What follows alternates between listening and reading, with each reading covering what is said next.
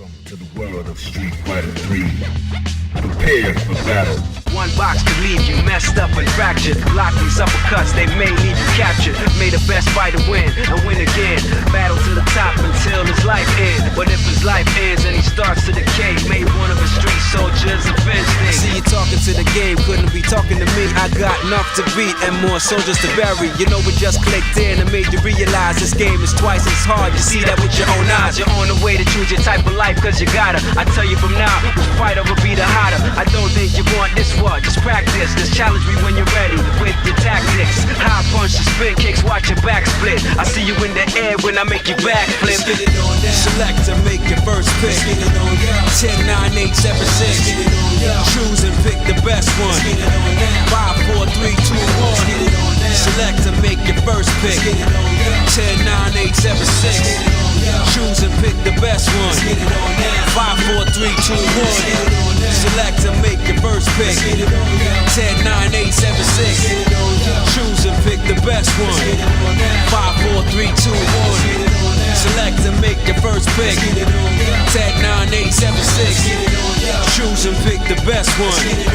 5, 4, 3, 2, 1. One box could leave you messed up and fractured. Block these uppercuts, they may leave you captured. May the best fighter win and win again. Battle to the top until his life ends. But if his life ends and he starts to decay, may one of his street soldiers avenge things. See you talking to the game, couldn't be talking to me. I got enough to beat and more soldiers to bury. You know we just clicked in and made you realize this game is twice as hard. You see that with your own eyes. You're on the way to choose your type of life cause you gotta. I tell you from now, which fighter will be the hotter. I don't think you want this one, just practice. Just challenge me when you're ready with your tactics. High punch and spin kicks, watch your back split. I see you in the air when I make you backflip. Let's get it on down. Select to make your first pick. Let's get it on down.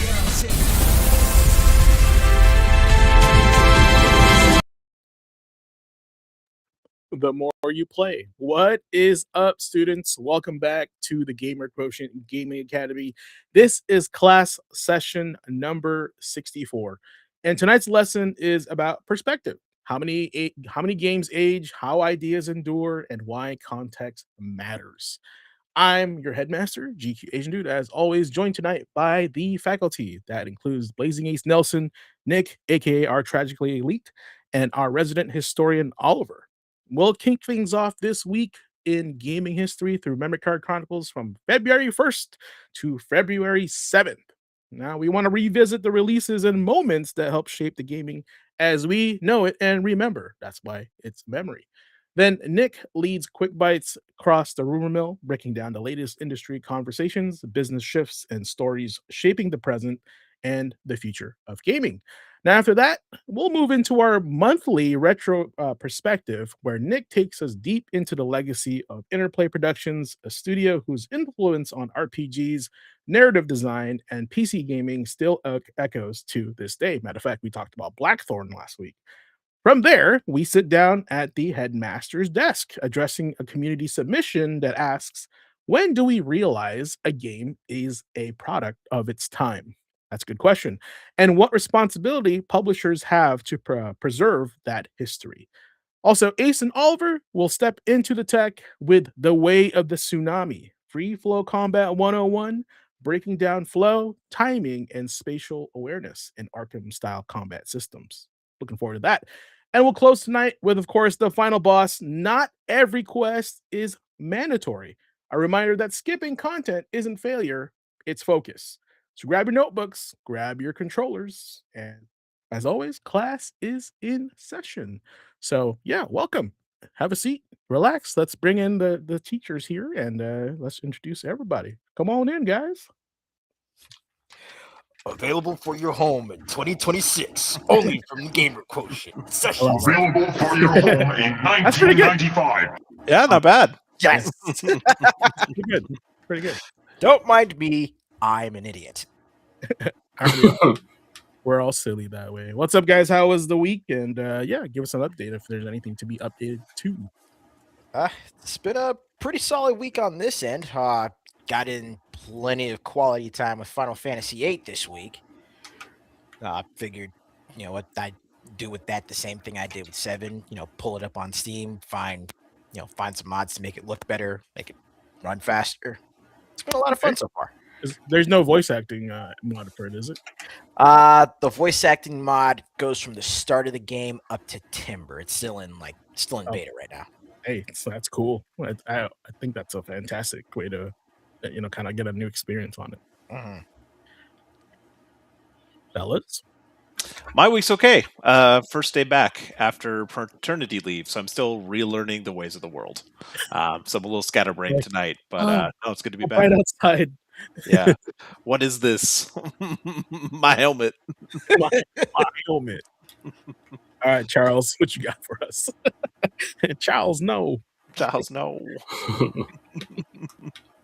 Oliver And was. then I suppose for myself, well, it's actually going to tie into Memory Card Chronicles this week, but I finally got around to starting my path down to platting Persona 3 Reload, and okay. It's been really fun because I've got younger people that aren't even familiar with even the more recent Persona games. They have no clue what the hell that is. I'm like, yeah. And I get to do my thing. I'm like, let's talk about history and why you've never heard of this. Get into it, but no, it's great. One of my guilty pleasures of on just randomly going on YouTube is watching the younger generation play the PS2 era games and seeing their expressions. I don't know, something about that makes me go, oh, that's so nice. Or man, they don't know how good they have it. Kind of like that. So I just me in my scream old man yells at cloud processing. That's what I do. I can't say much either. I was kind of late to the entire series. Oliver, which one's your favorite? Of Persona? Yeah. Eternal Punishment. Like Persona 2, Eternal Punishment, year 2000. To this day, I swear by it. It's so innovative. I've literally talked my wife to death about it. I think she probably knows more about Persona 2, Eternal Punishment than most Persona fans, merely through what do they call osmosis, just absorbing it off of me. All right, Atlas. The gambit has been thrown on the table. You need to make a remake of that. Sin and Punishment. Mm-hmm. Not the real shooter. The Persona Sin and Punishment. Awesome. All right, we got a packed-filled show. Let's get right into it, man. All right. So coming on up this week in Memory Card Chronicles.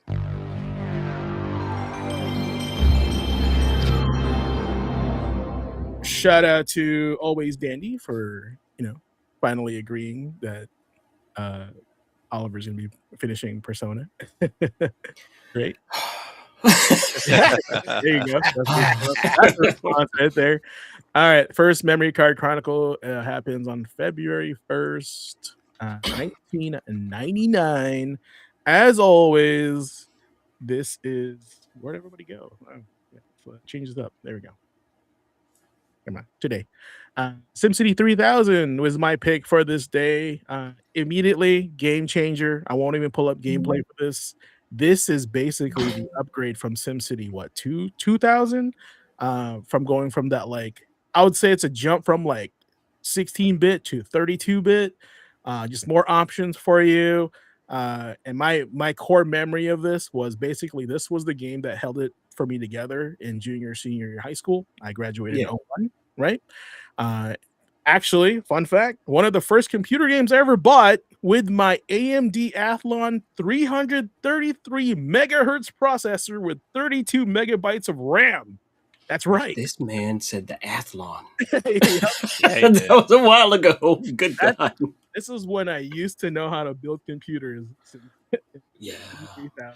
Man, I still know how to build computers, and I remember the first time I had an Athlon at home, it felt like I stepped into another level. It's all of a sudden you are respected now. I didn't know till much later that Athlon was the entry level CPU. Yeah. I had definitely bought mine from a jank computer store in town, and then I remember much like that's happening now. Since this is a Memory Card Chronicle, this time of year they had an earthquake in Taiwan, and RAM was also expensive at the time, right? So it's kind of funny how we bring this up. This is the game that I pick and the situation that we're in. So, yikes! Goodness me. All right. So the next one here, I am proud to introduce on February 1st, also from Ace, id Software. Let's see what this is all about. Ace, tell us about what's happening here in this photo. So yeah, the start of what would become a legendary development studio. These five nutcases right here, chilling in a garage in Shreveport, Louisiana, Cool guys. founded founded id Software, the developers of what I like to call the unholy trinity of first person shooters that like literally defined and went on to redefine the genre multiple times over the last few decades. That being Doom, Quake, and yes, I lumped them both together in one, Heretic and Hexen. Mm. Mm. Let's go. Yeah, what I love about this picture, especially reading Masters of Doom, it reminds me of that era of innovation and like garage developers. Like Yeah. just hopping into a garage, you and your buddies just trying to like stay up late, pounding pizza and Jolt Colas and trying to stay up late building your games, right? And trying to Grassroots make an gaming. impact on the world. Like I miss that era. That's one of the reasons I love doing like the retrospectives and stuff. It just reminds me of where we kind of came from. It's crazy. Yep. Just And if There you were no haven't read that rules. book, definitely read that book if you're a fan of gaming. but yeah, it's like Andre said, they're basically just dudes goofing around making games. Like there was a sort of freedom in it because, at that time, the industry hadn't been flooded with investors trying to capitalize on the media. Message. Well, there's another factor in play too, is that there was no formalized game development education system in this Oh, time. really? Right. That's No, true. they wouldn't be offering those things until like the biggest, most well known is Full Sail, right? Yeah, yeah. And You're and right. their game design program. So all of this stuff was they're the trailblazers. They're the ones who are actually doing it. There's no right way or wrong way to do this. It's either does it work or does it not, right? I would even say And it's whatever you can think of, you can try. The only limitation is the technology. How do you like right, ram it in there? right. No, that really was it. So there's that period leading up into those early 2000s where a lot of these guys are going, "Oh wow, we can do this now. We can do that now. This is awesome. Let's just go for it and do it." And the only thing that was really restricting them in any major capacity was rating systems, right? Mm. Like, Yep. I mean, in this same kind of funky time period, not too much later from here, we're gonna have the original Grand Theft Auto, top down doing all that, and it's like, can Yeah. you do that? It's like, well, there's nothing saying I can't. So they just went for it, and Mhm. the innovation of that time needs to be appreciated. It's magic. It's like early animation, it's like Steamboat Willie back in the day. It blew people's minds. Right now we don't think too much of it, but it's like at that point, Oh, this bro. was the James cream of the Cole. crop. Well, even then, like the pivoting that a team could do. I mean, you were talking about the original Grand Theft Auto. That was by Hmm. DMA Design, man. They had Yep. done Lemmings like out of left field. It feels like to go from that to the next. Andre in chat talking Oh about god. ragtag groups existing today in indies. It's not quite the same. It doesn't feel like that. A lot of times when these indie groups are getting together, you hear more often than not from the developer of this, from the publisher of this, from the director, from the creator. These teams are being created for people getting burnt out in these bigger jobs and going to create their own thing. We're going to talk a little bit about that during a retrospective with Interplay. It's kind of crazy. But yeah, it feels a little bit different versus this was just like anyone who wanted to quit their job or got fired from their tech job would just buy an Apple, like, whatever, to go to their garage and start coding games. Yeah, I was gonna bring that up too. How it feels like indie is like was like the old way of making games, right? But I can see how there's like these guys literally making games in their garage, not like they have their own studio and have funding. These guys doing out of like they're MacGyvering a video game together, like with brilliant minds combined, right? Yeah. I would liken it to games like Balatro, when it's like one dude who decided to take this on kind of thing, had the vision for it. Yeah. Cool. All right. Well, we're moving on to February 2. With Nick's pick here is I personally have not played this, but it is Stalker, Call of Pripyat. Yeah. Call of Pripyat. Yes, the Stalker games, man. I love these games. I wanted to call this one out in gaming history, especially because it's one of those games that still to this day has an amazing atmosphere, even if you go back and try to play it like in its original kind of style. So it's one of my favorites to call out. My interest in like Chernobyl disaster and the world around it is one of the reasons I got into Stalker in the first place. It's always seemed kind of creepy anyway, so the game being set in that world or that area already lends itself to a horror game. So, an FPS horror survival game in that area. It just sounds really cool. Call of Pripyat specifically is kind of more approachable to newcomers as opposed to the original game. It was a lot more stable of a game compared to the original too. The original was really roughshod. But the call actually improved so much. It had a much better lighting, great world design, all in that FPS survival game, which it's one of the few that I play. I've said on this podcast before and talked to some people in chat. Survival horror games are not my thing. They're just not, but just the atmosphere in this and the storytelling, still excellent to this day. So I wanted to call that out. Nice. Good choice. And Anybody boy, else do I play? have fun historical. I'm the historian, so I got to do my thing.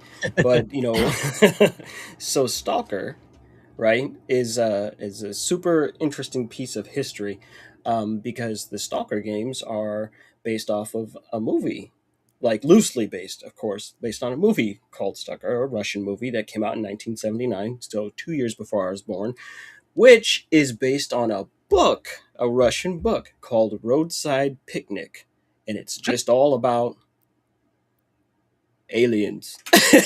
Aliens happen in that area in the Chernobyl exclusion zone, and it's exactly what you think. It's like, oh yeah, look, we've got these weird anomalies that we can't account for, and they've basically broken the rules of physics in that area. And the only reason I know all this is because one of my own books was inspired by Roadside Picnic, and let's just break the rules of space time kind of stuff thing here. So I've always had this vague interest, but I could never get into the games.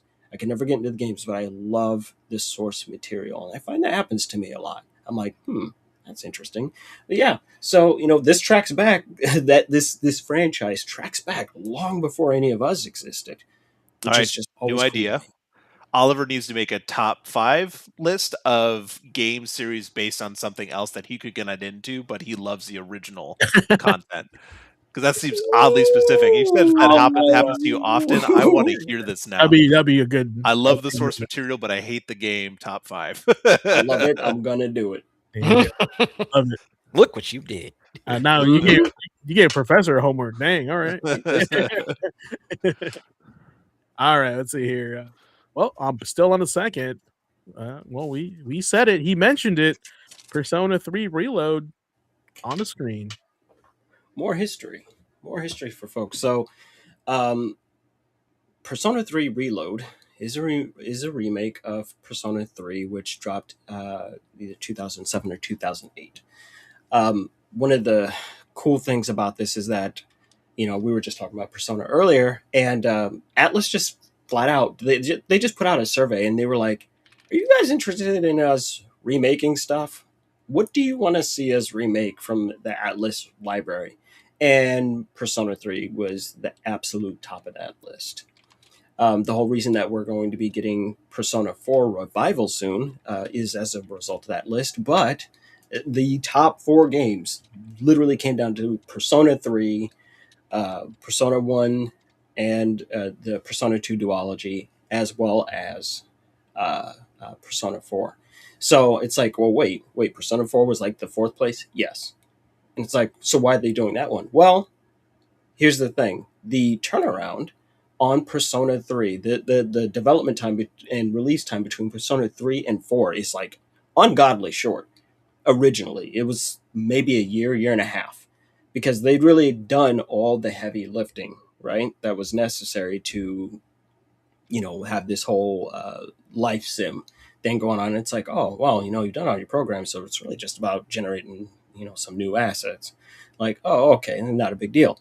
So I imagine that the same thing is happening, because you're going to have about the same turnaround time here on the upcoming Persona 4 revival. This came out in 2024, and it's expected that P4 revival drops this year. 2 years, and it's like, yeah, you did the same thing. Obviously, Persona 3 Reload is such a big deal, because not unlike Shin Megami Tensei 5, they ported everything over to and did development completely in Unreal Engine. So now at this point, the Personas team's very, very familiar with that, and we're avoiding the let's say prolonged development time that we saw on Persona 5, for example. I think people might have forgotten one, but that kind of festered in development hell for some years. I think it was like 7 or 8 years, something like that.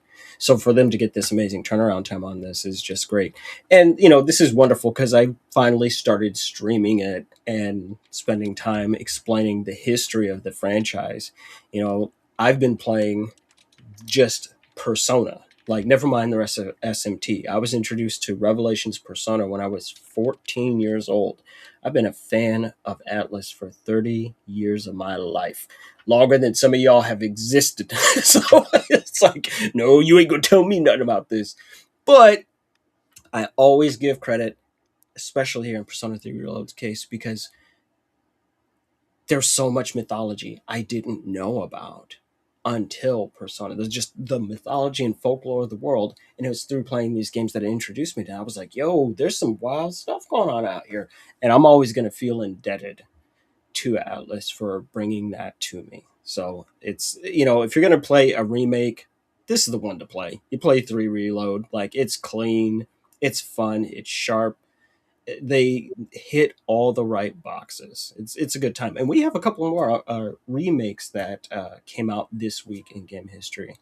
So we'll see. Cool. Yeah, I was gonna add this to that. Did they There help you with go. that? So make sure you get credit for that. Sweet. All right. We're moving on to the 3rd here on February 3rd. And wow, I did not see this on my bingo card, but hey man, I welcome it, because I would love to learn more about technically the sequel to Chrono Trigger, Radical Dreamers.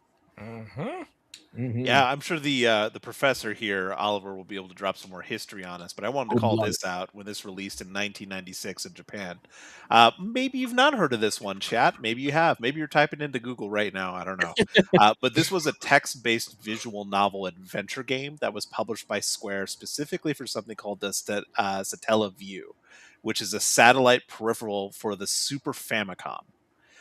Fun fact, it forms part of the Chrono series. It's actually a side story that takes place during the events of Chrono Trigger, which is crazy to think of, but a visual novel kind of fleshing out more of that world, and for a very specific peripheral that did not have a lot of releases.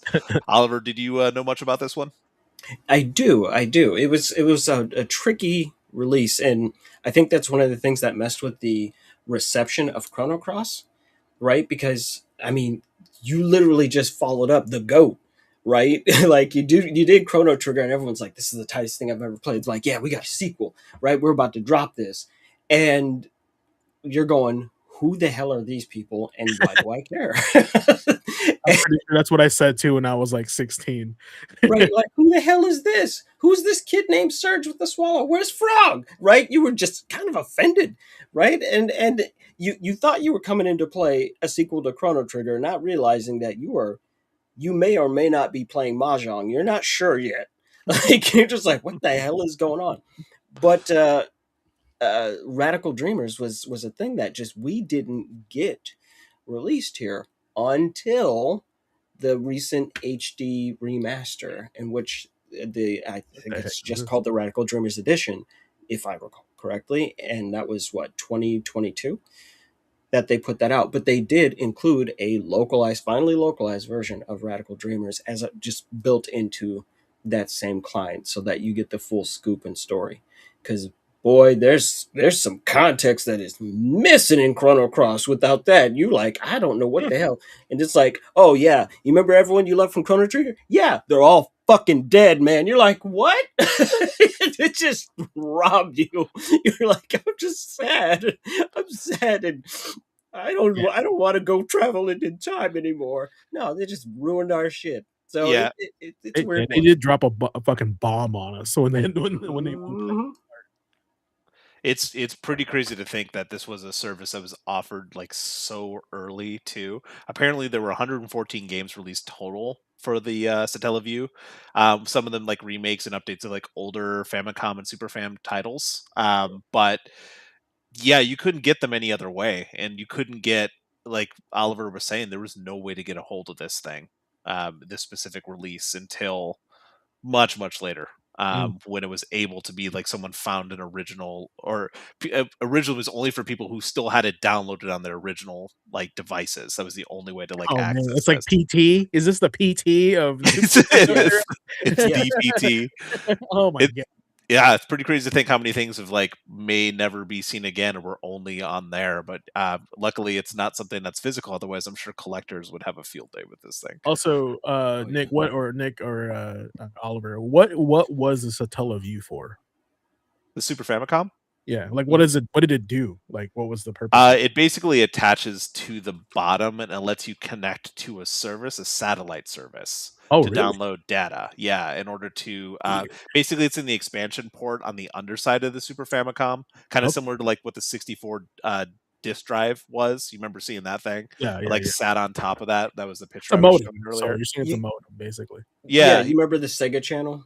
Yeah, yeah, yeah. Kind of That's like what. that.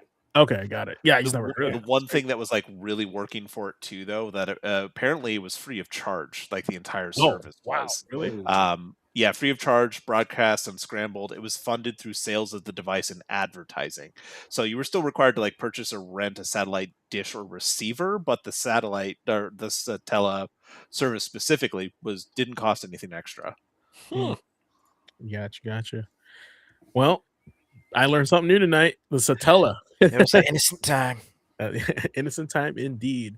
This next game, though, man, I don't know. It's not looking pretty innocent, but we'll see. This one's made by Natsume, and I don't think I remember Natsume making a Load Runner game because I thought that was made by Sierra Interactive. Like, don't quote me on that, but or Broderbund. A lot of people made Load Border, Runner. yeah, Borderbund Software was one of the original publishers for it. Okay. So that's what I remember it as. Like I, Yeah. and I'll say this right up front. This one specifically is the PSX release. Okay. I played the PC version a lot with my brother back in the day. Like we played the heck out of Load Runner when we were kids. Like mostly just trolling each other and like letting the ground swallow us up. Like we'd shoot the laser behind us and eat like your friend. Yeah, like this right here gives me so much nostalgia seeing this.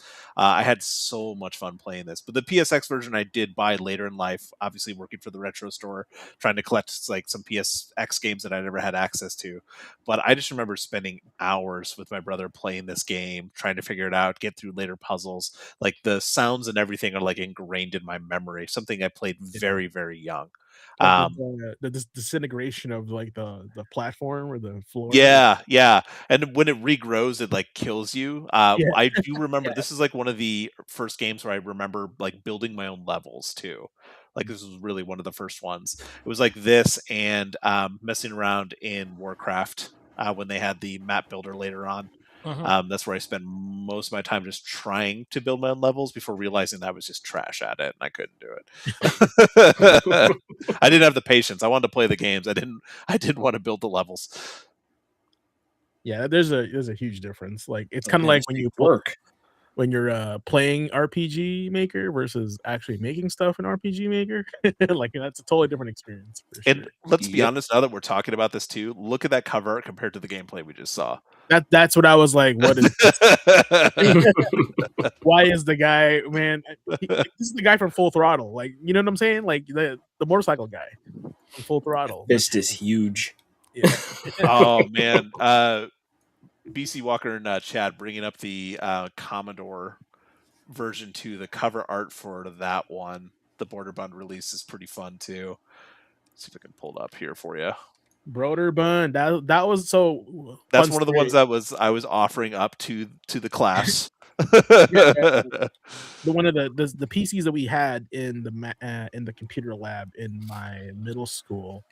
I believe that we had Load Runner just like in there, right? Just like to play. So, Mhm. when you're a kid, you just click on stuff. You see like a cool icon, you want to click on that, see what opens up. Load Runner was one of those games for sure. This definitely is more indicative of what you do, and at least they got the gold pieces right. Yeah, This yeah. is the Vic 20 cover, but like the little like alien dudes, very different. I don't remember them like robot alien dudes being in that. I remember like the hooded monks, but yeah. That's wild. Yeah, like you were getting chased by cultists, right? Something like that. Something weird. Yeah, that's what it felt like. It felt like the Satan worshippers were coming after you, and you're just like Indiana Jones trying to get away. I don't know. Yeah. All right. Well, wow, it went from that to this. Look at this. Product of its time, isn't it? Not also Natsume. What's up with that randomly? Right. So, well, this one here, I'm interested in what's going on with this because I like me some pinball, but I've never heard of Pinball Wizards with Ace over here on the 4th of February. Now, just going over this week, I actually found that there were like 2 or 3 different, pinball related games that had released this week. But I wanted to specifically call out Pinball Wizards because Pinball Wizards was actually a division founded within Apogee Software. Y'all remember Apogee, the people that brought us my personal favorite FPS, Rise of the Triad. But like this was actually like just looking this up for this week, it was actually my first time even hearing about Pinball Wizards, and the fact that they actually had a specific division just that was supposed to be focused on just developing pinball games. I feel like that's kind of an untapped market, or at least a not so readily tapped market that may probably be seeing a resurgence thanks to the likes of Ball Pit. Oh, that's right. That's true. That's true. But unfortunately for Pinball Wizards, the only game that they're credited with is Balls of Steel, which came out in '97 and saw a re-release in 2024. Balls But, of Steel. That right there is literally the only project they worked on, which is kind of sad because I mean, I will never turn down the opportunity to play or talk about an Apogee Software game. So, I would really hope that someone could kind of, pick up the baton and run with it, just, making more pinball titles, especially considering how, arcades have pretty much been phased out at this point. So there's not too many places that actually still have pinball machines that people can actively go and play. Yeah, they're like in their own museum now, like we have in Seattle. There's a Yep. pinball museum there. Or people that have been collecting pinball and then renting them out to places. That's the only traces I could find. Oddly enough, one of my coworkers, her husband actually collects and repairs pinball machines and has showcased some of them at some of the local conventions. Oh, cool. Anybody have a favorite pinball machine that they want to share before we move on? Because I have one. Adam's Family Pinball. That's a good one. I didn't expect that at all. Yeah, I was gonna be Yeah, like, he specifically called that one out. Right, like, damn, that is a deeply personal reference. I have to hear more. Why? Why the Addams Family? Why? Because I thought I knew you. the movie. I Wait, like it's like when you first played time I it, played it. where were you? Yeah. Actually, the first time I played it was at Pizza Chalet back in San Bernardino. So I played it at a pizza place after watching the first Addams Family movie with Raul Julia. And I was like, You're talking about the like original like 92 pinball layout, like the OG Bally one, right? yeah. Yeah, that reminds like I've got two. If you want to talk about classic and modern, just because we did work at a retro store that also had an arcade attached to it, so we spent a lot of time around arcade machines as well. That's Um, Classic, I love Medieval Madness. I just have a lot of fun playing that one. Just especially like the humor that it has and the layout of the table. Modern, I really like, and this is not a hot take, but the Stern Godzilla that came out in 2021. It's really popular. A lot of people know about that one. It's really approachable for like beginners and experts, which is good because I'm very much a beginner when it comes to it. But I just remember we got that table in at one point at one of the local places, and I ended up playing. I think I played at the Racket here in town. It is a colorful board. That's Yeah, colorful board. But like, I don't know, man. It was just a lot of fun to play. Let me see if I can throw this up here on the board, show you guys. Yeah, Oliver, do you have one? No, I fucking hate pinball. All right, that's fair. You know what? You know why? There's a reason I hate it. Sonic Spinball. I was literally about to ask if that was Was it That trigger? it just rustles my little old jimmies, man. Little I'm pinball pretty sure if pissing me someone around. played that opening song from Sonic Spinball, Oliver would start having flashbacks. Yeah. I'm pretty sure that Sega shot you just had was Oliver booting up Sonic Spinball. Yes. No, that's the whole reason I don't like pinball. I was like, this seems like it'll be fun. I remember playing pinball, and I was just like, you know what? Sega hates kids. See, there's a recurring theme here. We need that back. Man, that was a frustrating game. I'll give you that. Yeah. I didn't even know there was like another board in that game because I just saw the. Yeah, I never got to just it. You're getting blown out, man. There was a time. There's another level. I didn't know. There are exactly 3 games that Sega made that were specifically made to decimate children. All right, Sonic Spinball, Dr. Robotnik's Mean Bean Machine, and Columns. They're like, get the hell out of here, kids, man! Because you could play Columns in the arcade, right? That long before it came home. They probably all thought it was Tetris. They're like, how come it's not breaking the lines? I don't understand. Mm-hmm. All right, Hank Hill, calm down. Yeah. Oh, Video game. Do I look like I know what a tetramino is? All right, here's a game that's not Sonic Spinball. Still on February 4th. Oliver's pick here. Actually, one of the games I spent 11 hours on the first time it came out. So this was also on my computer that I got. The Sims. So this is the best part. I get to do my history lesson and the game in history all in one go. So taking the lessons that Will Wright learned from developing SimAnt, which I also streamed this week. Finally, after like telling my wife I was going to do so for 10 years, right? I actually took some time to show the Super Nintendo version of SimAnt. I was like, no, this is goated. It gets out of hand real quick.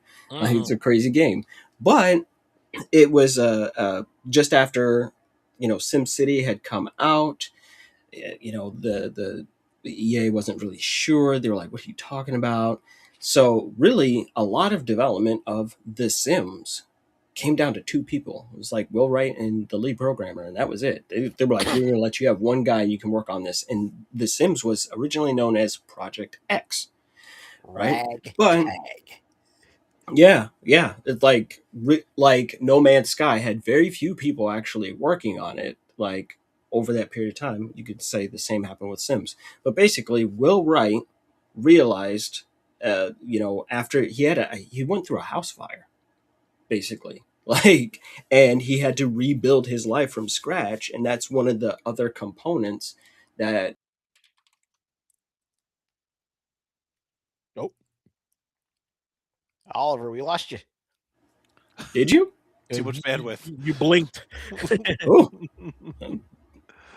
how horrifying! You're back. Okay, It was you just taking the wall off and then putting it back on Sims. We were doing that with you. Yeah, exactly. Like, so basically, what happens is Will Wright goes through this house fire, and he spent all that time on SimAnt, and he takes the pheromone mechanics, and he realizes that people really basically work the same way, and he just kind of reworks it. So he's like, okay, you know, the pheromone trails that the ants would put off so that they would know where to go find food and how to get back home and all that. He's like, what if I do that but apply it to all the needs that a person has? And then I just give them a different priority list, right? So, you know, obviously feeding yourself and making sure you're well rested, those things take a higher priority than having fun, and attach that scent to these various objects and, you know, how much of a scent they put off. And that's really how it all comes together. EA did not think that this was going to sell the biggest number of copies, right? It was originally projected to sell 160,000 copies.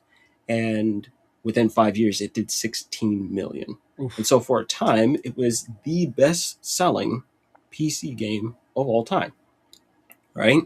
Yeah. It only gets trumped by its sequel, The Sims 2. And it's held until Minecraft. Right? So it was a crazy thing.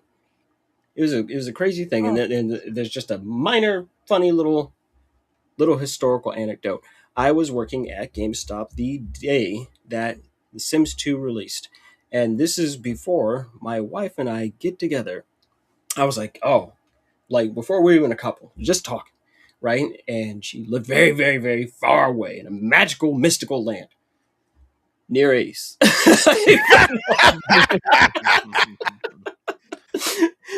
But I was like, you know what? I'm going to make sure I pick this up because she's a Sims junkie, man. She's a Sims junkie. I was like, I will pick this up.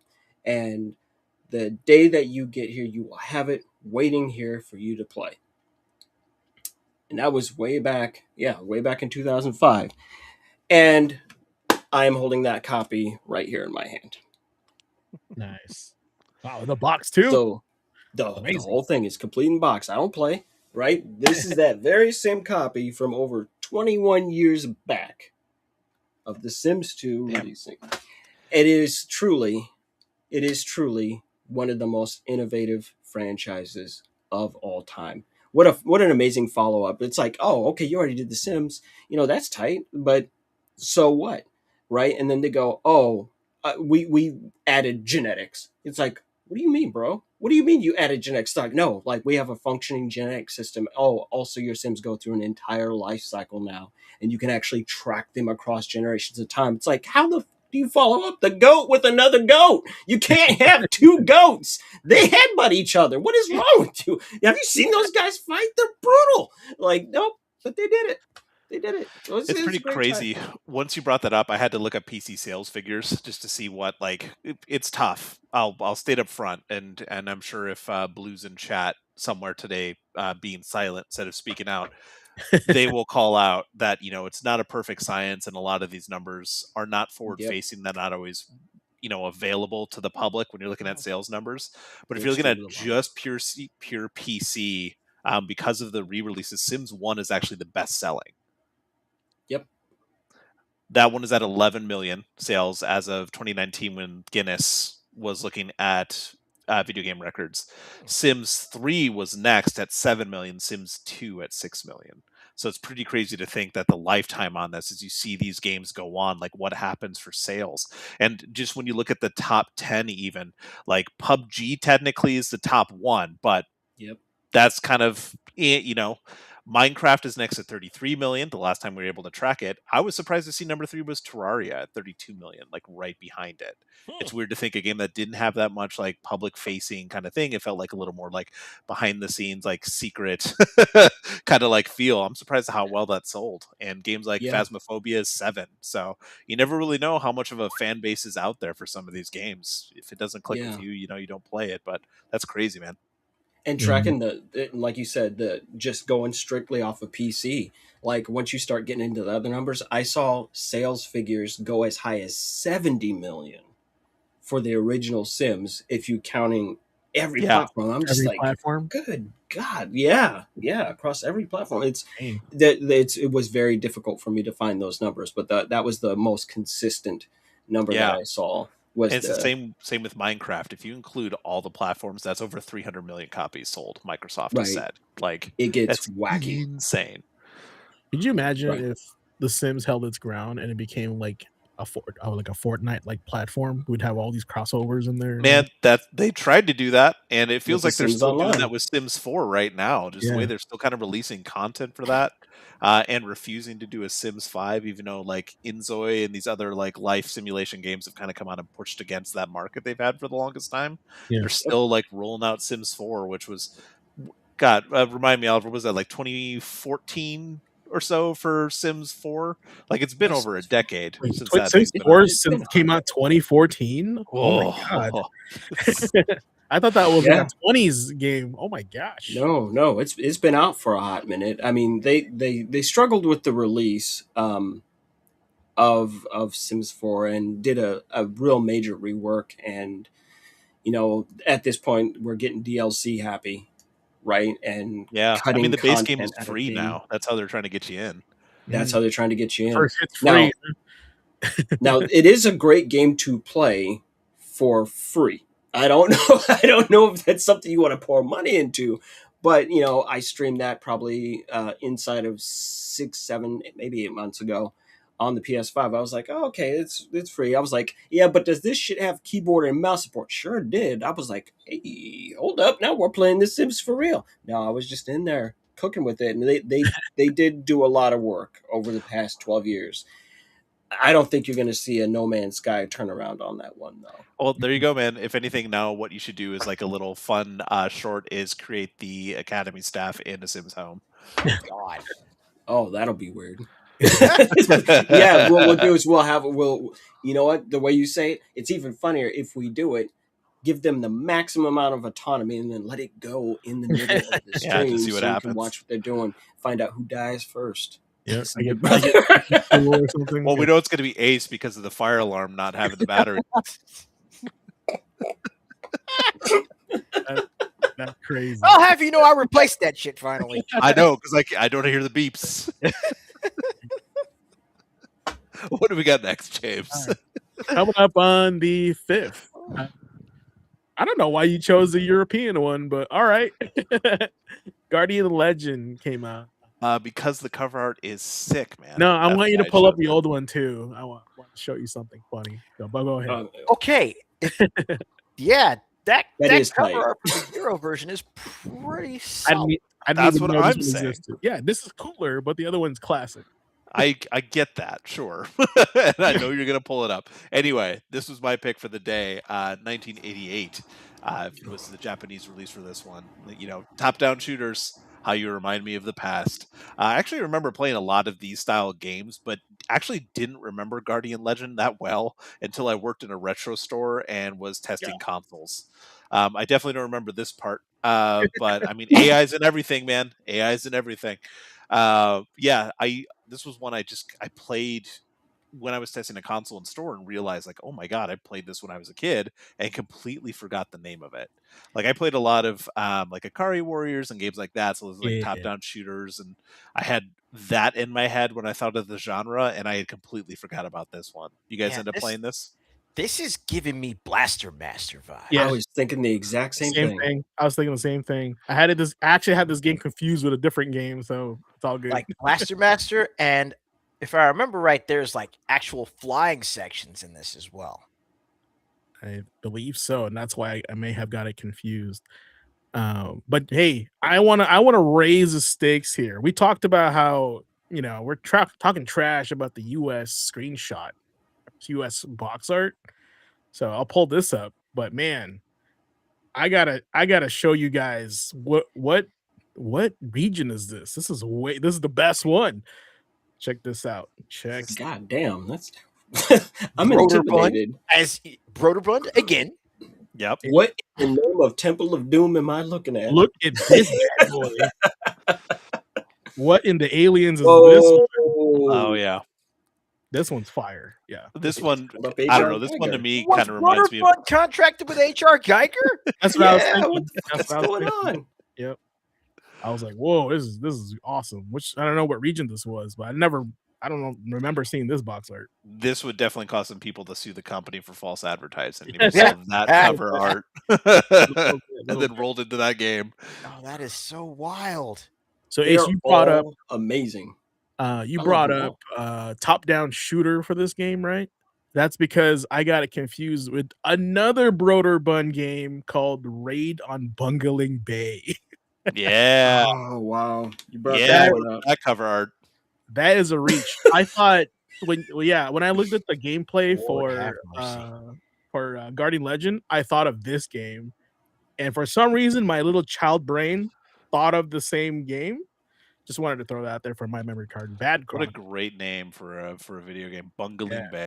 Raid on I love Bungling Bay. how just absolute nonsense that cover is. Like I feel like this is the moment where Krusty the Clown just pulls out that cigarette and goes, "What the hell was that? What am I even looking at?" They were like, you know what?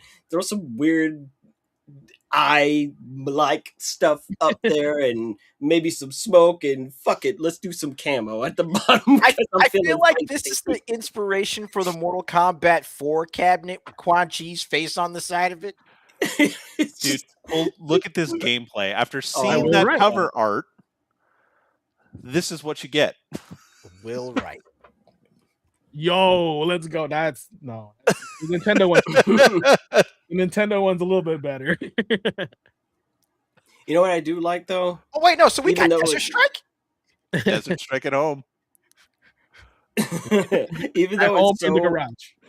Spartan, even though it's so Spartan in its game design, you definitely know what you're looking at. So Yeah, the theory is it's true. sound. That's true. Like, good on them. Like they definitely knew. Okay, this is what a helicopter would look like. How can we make that as minimized as possible, as Back when minimalist you as needed- possible? This is Yeah, the, back when you imagination. needed just like a little bit of imagination to make the gameplay happen. this is the NES version. A little bit more sprite work there. Yep. Still don't know what's happening, but there it is. It, you know what's happening. It's bungling. It's bungling. It's bungling in the It's bay. bungling. That's what's happening. Love it. Why we're rating Right. it, we don't know. Ace, I want to hear about your game because this is one that people had to go back to. Oh, here we go. So All right, here it comes. 2/5/2000, and FromSoft, the people behind my beloved Armored Core, decide, you know what? Let's move away from the mechs and let's give them something different. Now, I am not the hugest fan of the game or the franchise or the genre, but there is no denying that when Demon Souls dropped, when Atlas published Demon Souls for FromSoft, this game was going to go on to cause shockwaves across the hobby and across the industry. And lo and behold, now we're sitting here with, Oliver doing, 1 hour speed runs at Dark Souls 3.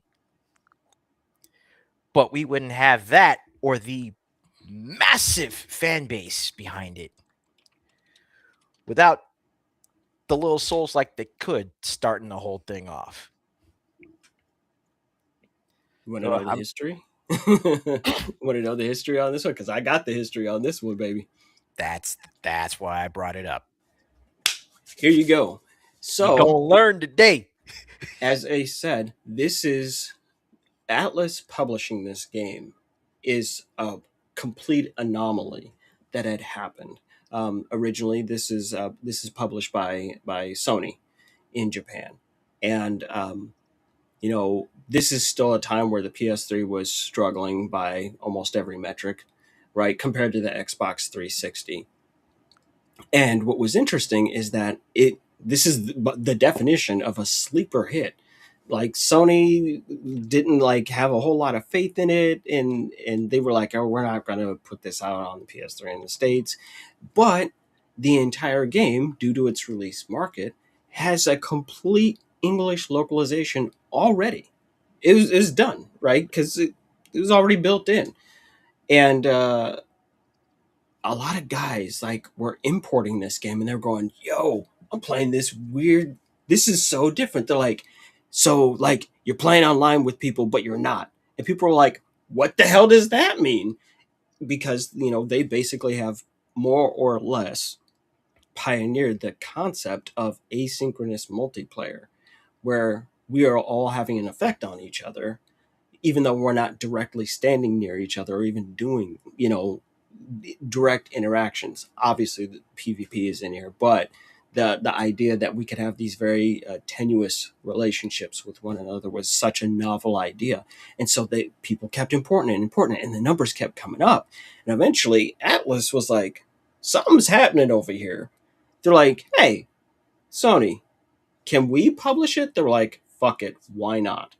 Right? We don't care. It's not going to sell. So they make a huge marketing push on Demon Souls. It's like, nope, this is this sleeper hit that's coming around.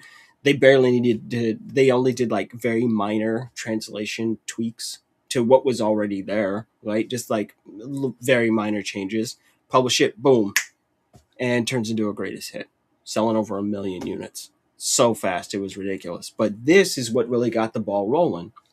And that would lead into Dark Souls, because Namco Bandai goes, "Oh, y'all motherfuckers cooking over here, huh? Like, all right, what if we come by and help you out?" And let's see, Demon Souls was the very original release was 2009, and we get Dark Souls in 2011. Is that right? Yeah, I think that's when we got it. Yeah, Yeah. Dark Souls is 2011. Yeah, very same thing. Very quick turnaround. You already did all the heavy lifting, right? And of course, Namco got they got them Pac-Man dollars, right? So they could really throw around a much heavier marketing campaign than Atlas could at the time, which was still not yet part of Sega, I don't think. Yeah.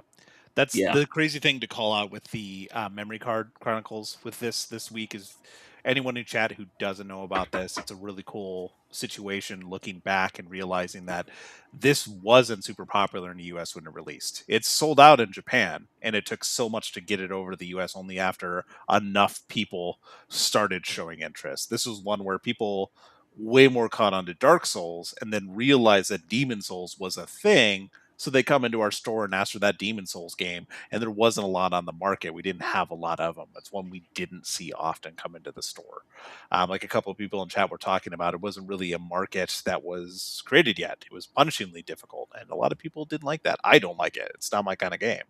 But it is crazy to see that this one is still, I would still call it a cult hit compared to the others. Like lifetime sales for this and the re-release are the lowest of all the Soulsborne games still to this day. But if you go back and play, you can really see where the genre came from, and it's really cool to see the kind of throwback. It was nice. It was still in 2011. It was nice to see Sony, still recognize, with the remake being a launch title for the PS5. It was a great thing, because that game, this original release, it literally has problems like you wouldn't believe. It pushed the PS3 to its limits. Yeah. The load screens and load times are notoriously long. Right? They're just oof, you die, and it's like, you know what, go pee and go get yourself something to drink, because it's gonna be a hot second before you're loaded back in. And that was one of the reasons why they did that remake, is they really wanted to showcase this is how incredibly fast that just SSDs are in general, where they're like, no, a load screen is 1 second. Like we don't even need to do a load screen. You just transition to a new area, and it's kind of crazy. Actually, so before we go away from this, and Professor Oliver, you can't answer. Maybe Jagos in chat knows if he's still floating around, but Demon Souls, do you know what it was a spiritual successor to? Yes, Kingsfield. I know you do. Damn it! I told you not. This man has zero chill. Zero chill. I had to go. He can't take off the professor hat. I said don't, and he's like, hell yes. Not for 1 First second. push. I couldn't. I tried. I really did. But it came up. It was projectile vomit. It was. Was it Kingsfield? Yeah, you're right. Oh man, wild guess. All right, on to the next. On to the next one. All right, this is actually Oliver's choice here for the 5th of February, but also one of my favorite action games. I'm not to say RPGs, but I think needs a remake also. Dante's Inferno. Oh boy, let's talk about how much EA fucked up. Let's talk about this one. Dante's Inferno. Here's your crash course on it. It's Dante's Inferno. Come on, it's the Divine Comedy, but these goofy fools Is were that the one like, with Tom Hanks? That's Da Vinci Code. No, he did Inferno, which did yeah, he did. He cover did do Inferno. Dante's. Oh yeah, you're right. Dang it. How? And Demons and Sorry, Angels. I couldn't hold that one back. There you go. He couldn't do it. I got upset that I remembered it. I was like, oh, that one? However, this game is probably one of the games I would say post 2000 that had so much negative publicity because of their marketing campaign. So they pulled quite a few stunts over it. Even though I don't think it needed it didn't need all that to sell, right? I mean, it is essentially a God of War / Devil May Cry imitator that's very good at what it does. It's a blast, right? Like just making your way down through the Inferno, you're just tearing people apart. You're like, oh yeah, you going back to Jesus violently. Like it's great. But some of the things that EA did during its marketing for this was that they had fake Christian protest groups out picketing and doing stuff, objecting to this game, like, and trying to drum it up like it was a real controversy. And then, while I respect the idea, your execution of this was not what you should have done. They tried to do a whole kind of 7 deadly sins kind of marketing campaign, leading into, lust and gluttony and all that good stuff and avarice. And what they ended up doing was they would send journalists and these outlets, they were sending them their marketing kit that had like a check in there for $2,000. And they're like, these are not fake checks, they're real checks. And they're like, what are you gonna do? Right? It's like, you could take it and cash it and do whatever. And this is back when there was still a shred of fucking integrity in journalism as a whole. They were like, whoa, big timeout. What are you guys doing? This is crazy. And so, in order to protect their own, their own, ethical standards, and so people knew, they were putting up videos of them destroying these checks, going, no. They were trying to avoid that, even the appearance of impropriety. They were like, this is not okay for a company to be doing shit like this. It was basically a gigantic catastrophe, because it's like, dude, it's just, from where everyone else is standing, it looks like you're bribing journalists to give you coverage. And it's like, even if it was a clever idea, right, man, you could have just shipped some fucking chocolate gold coins. The little bag of gold, the little golden chocolate. Like, you could have done that. No, you don't send people real fucking checks, right? And then put them in that weird position. Now, some people might say there's no such thing as bad publicity, but boy, that was bad fucking publicity. You don't want that shit. Like, people were already beginning to hate EA, right? If they weren't beginning, they were still in those early stages of, you guys are sketch as shit, and then you pulled this stunt. And it's too bad, because Dante's Inferno is one of the most competent games. It ends on a cliffhanger. And these guys worked so hard on that game too. Like, I mean, look, for anyone that played it, you remember when you're fighting the unborn children, and they got the little sickle hands and all that? They actually mocapped the director's infant for those enemies in the game. And it's like it's the cutest bullshit you've ever seen in your life. Just this little baby just running around doing shit in this fucking motion capture studio. And it was just adorable. I mean, they really poured their hearts into this game, and EA screwed Visceral really, really hard by pulling those things that they did. Oh, man, I would even go for an HD remaster at this point, because it was baller on that one. Like, I would love to see just it come back in some way or form. Mm-hmm. Cool. All right. Well, speaking of beat 'em ups, we're gonna move over to the 6 here with a little I call back to the beat 'em up genre. One of my choice for this day was Sifu on the PS4. And man, what did I write down for this?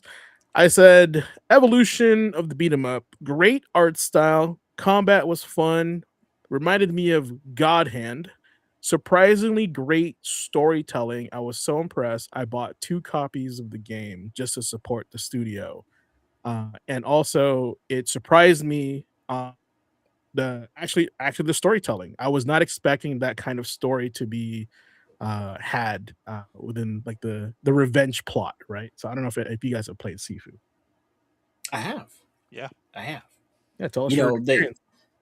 it was. I mean, it's amazing that they also did that secret level episode of it too. Mhm. Yep, super That was good. released, and I was like, I don't know if you can pull it off. They totally pulled it off. It's great.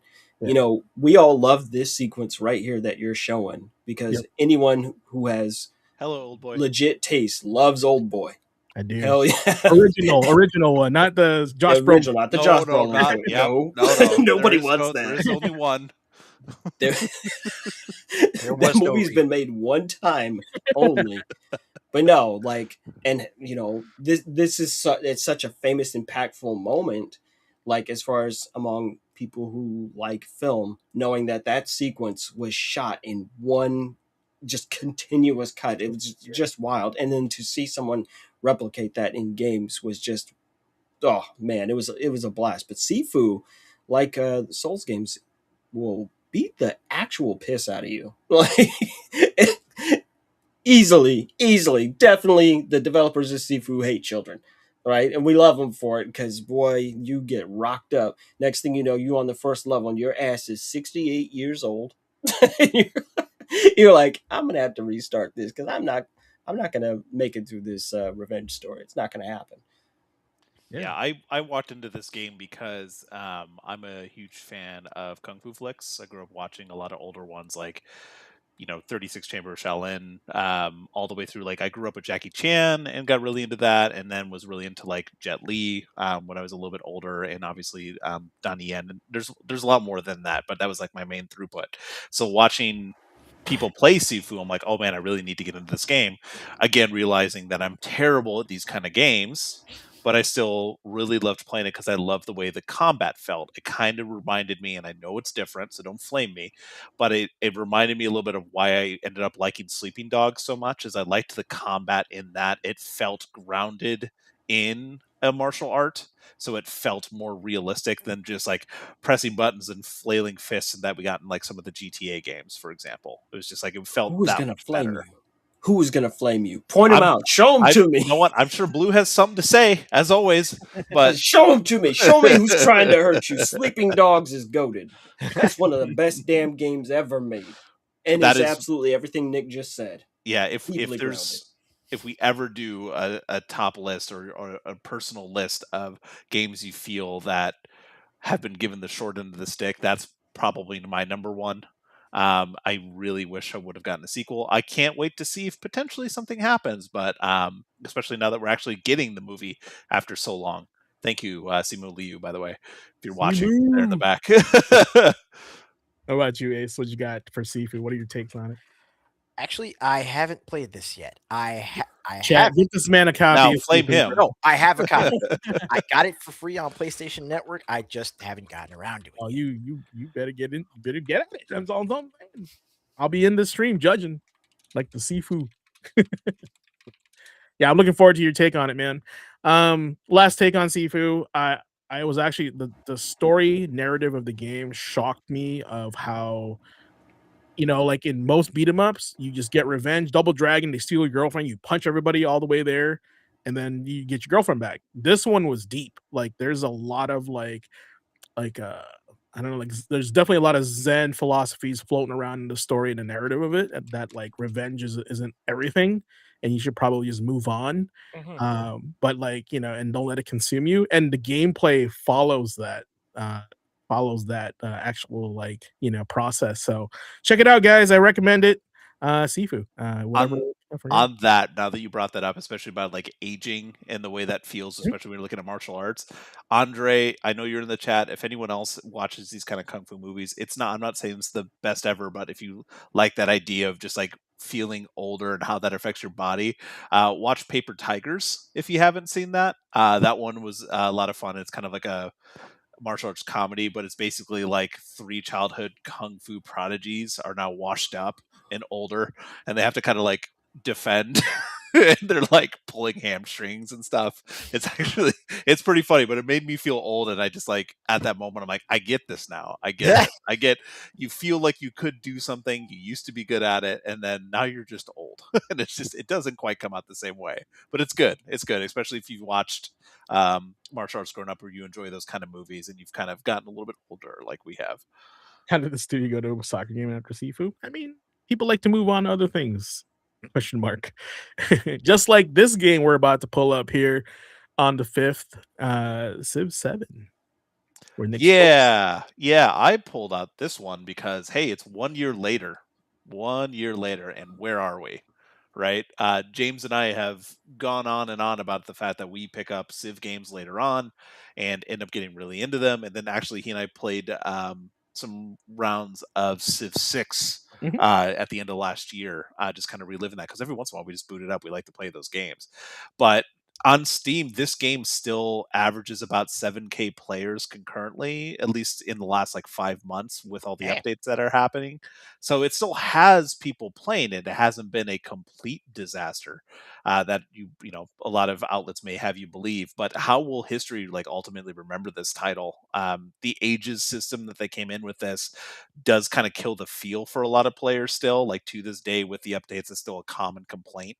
And some of the win conditions are still like super janky and lackluster. It just doesn't feel like a complete title even 1 year later. There's been a lot of people saying like, hey, just give it time. Eventually, Civ will, the company will turn it around with updates, and eventually will be the game that they saw it to be. But it's still got fundamental issues to this day. So, yeah, just something crazy to think. I did want this game. I still kind of do, just to play it. The ages system, I'm not too like put out by that, just because I've played games, other similar like 4X games that came out that did ages where you like change your civilization as you went into the next one. I think it was done well. So it's kind of crazy to think that it was such like a visceral thing where people just like turned back against it.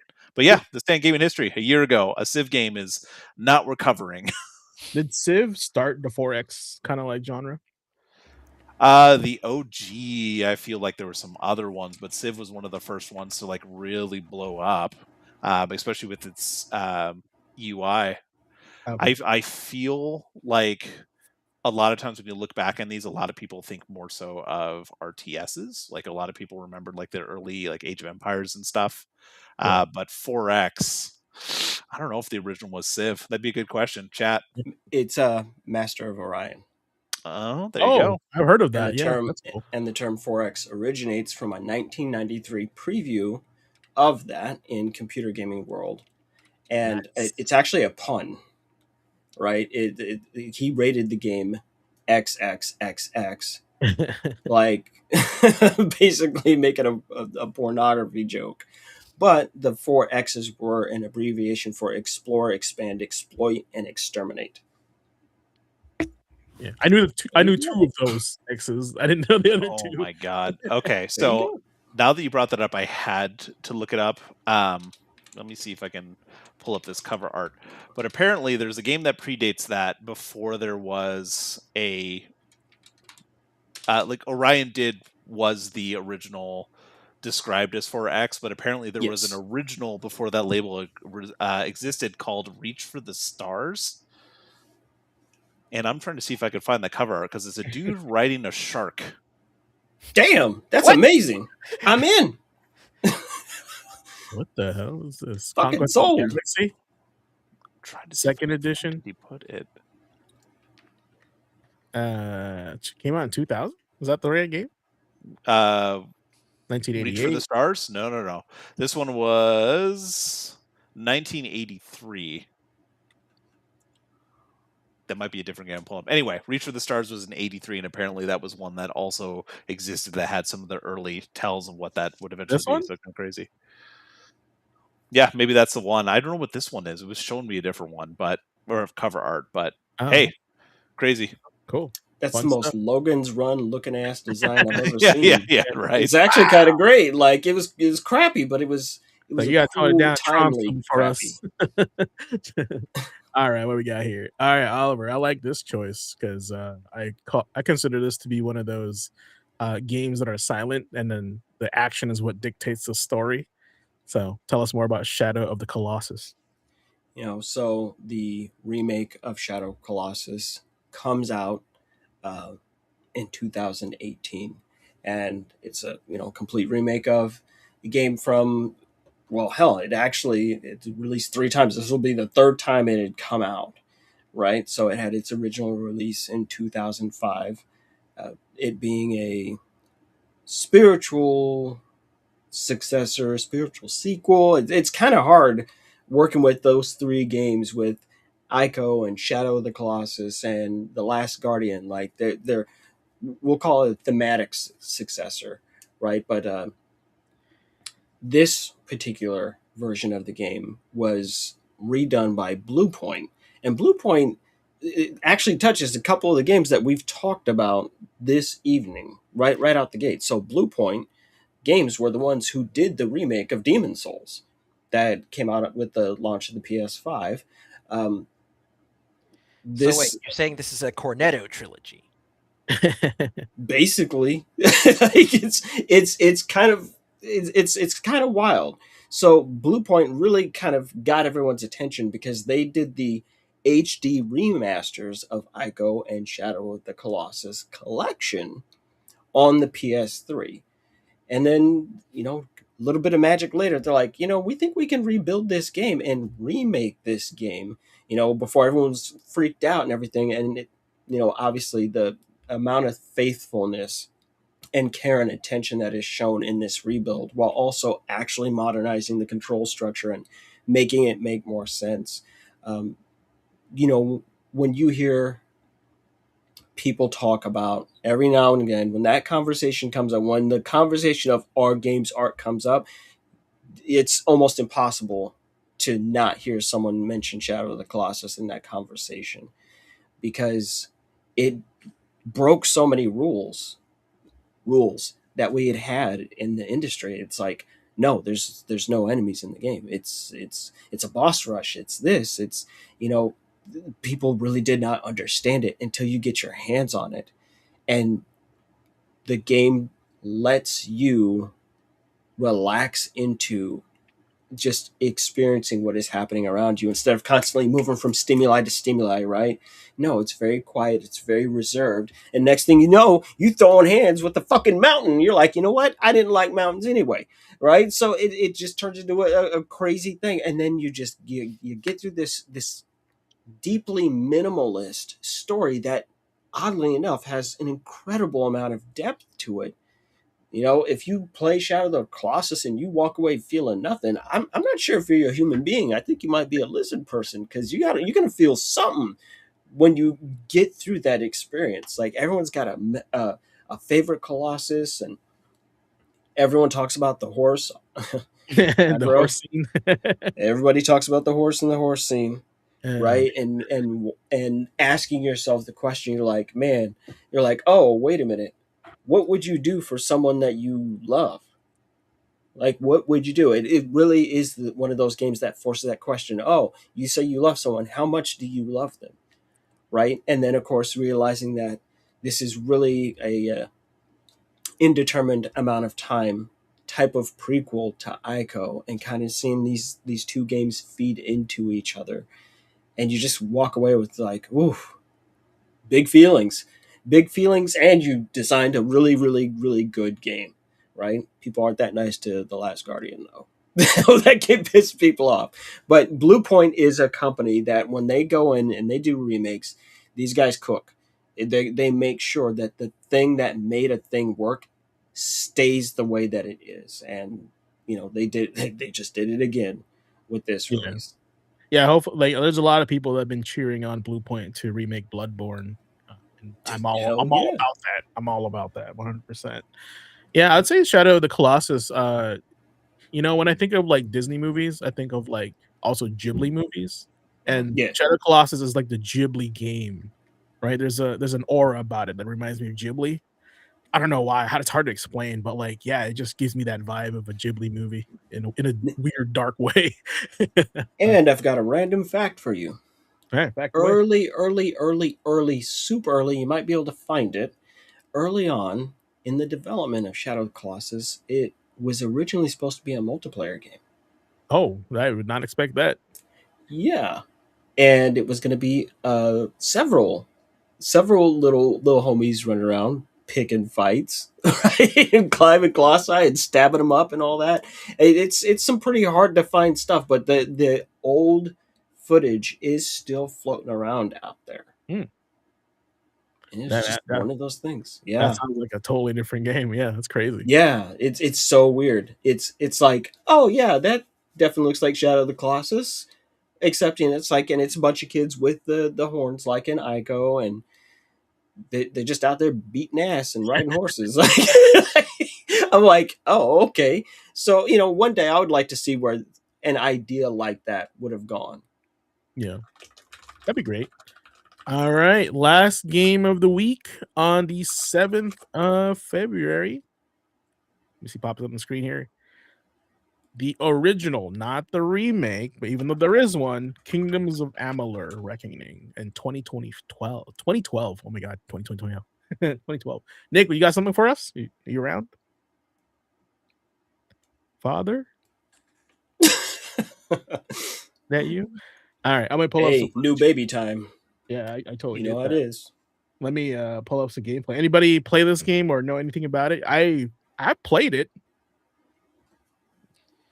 Well, Kingdoms of Amalur had problems. Like, we'll put it that way. The things that happened as a consequence of this game are staggering, right? I never got a chance to play it myself, but knowing the story of what went on with it, 38 studios, right? And Kurt Schilling, who was a baseball player, right? Mhm. He was a major league baseball player. It was founded by him. And, who else was involved in this? Todd McFarlane, wasn't he? I As believe an art so. director, I think so. Let's see. Yep, yeah. Todd McFarlane was art director on it. Like and what was it? Rhode Island. Rhode Island Mhm. partially funded this, and it was just like, whoa! It Oh, it was it was a this is mess. this is the fact that I knew about this game. I was trying to remember, but yes, R.A. Salvatore was one of the people that wrote this game. And if you guys don't know who that is, he writes all the Dritz novels in the Forgotten Realms in Dungeons and Dragons. That's why it was like I had remembered it, seeing it somewhere. So that's cool. I don't know if you guys know anything about R.A. Salvatore.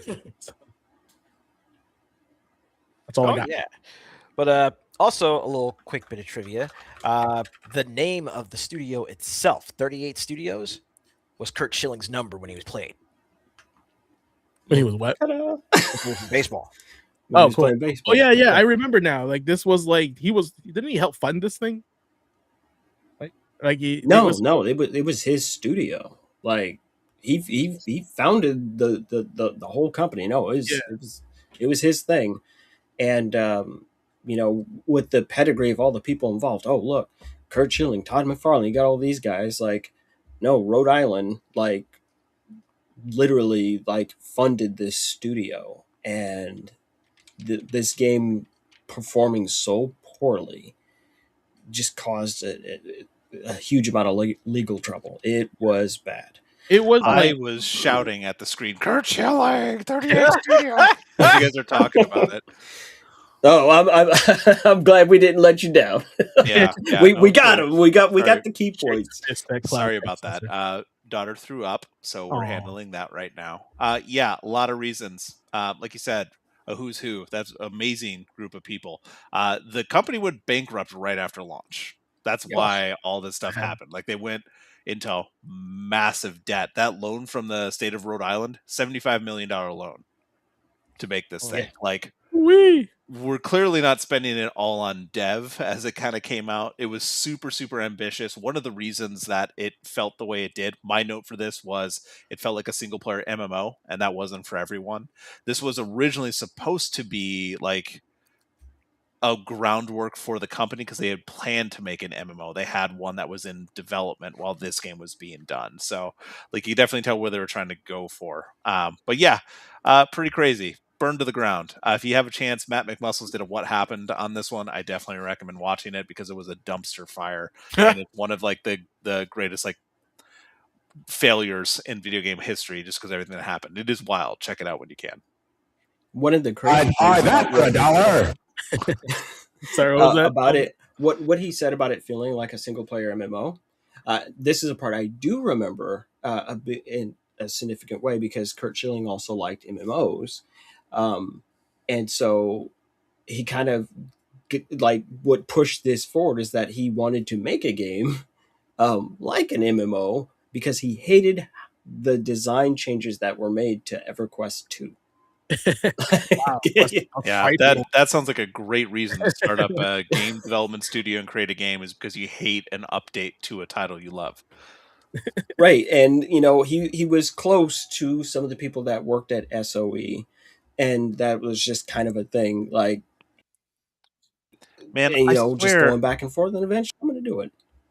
SOE, they were only in business because I tried every MMO they seem to have made during that era. I kept trying games and then realizing it was SOE or SOE shortly bought it and then it flamed out. Like I've just got so many memories of that. Such a minor note for this week, but in this week, in that Memory Card Chronicles, this is the week in which, oh Lord, what was it? Was it 2000? Was it 2015? But Sony Online Entertainment officially no longer exists, and they become Daybreak Game Studio. Huh. Yeah. Yeah, I mean, especially after so many, particularly high-profile failures and things like that, Man, and the shifting. don't care. I moved on. I moved on to NCSoft, which had to be better, right? Yeah, you're like, how about that City of Heroes? Oh, or the original Ion. Oh, Right, Ion or Lineage 2 or what was Rift? Was that? Oh, I forget what Rift was. I remember playing Rift for a while too. I'm sure Tabula Rasa is fine. I still have my collector's edition for Tabula Rasa. Woo, I played in man. beta. I played in beta for that, and I loved the idea behind it because I'm a huge fan of sci-fi. I loved that game. 2 weeks before launch, they 100% overhauled the entire combat system and broke it. 2 weeks Wow. before launch, the games had already been ordered. It's already gone gold. Like I was getting my collector's edition was in the mail. Oh no! And they redid the combat system. Nice. Well, that is this week's Memory Card Chronicles, gang.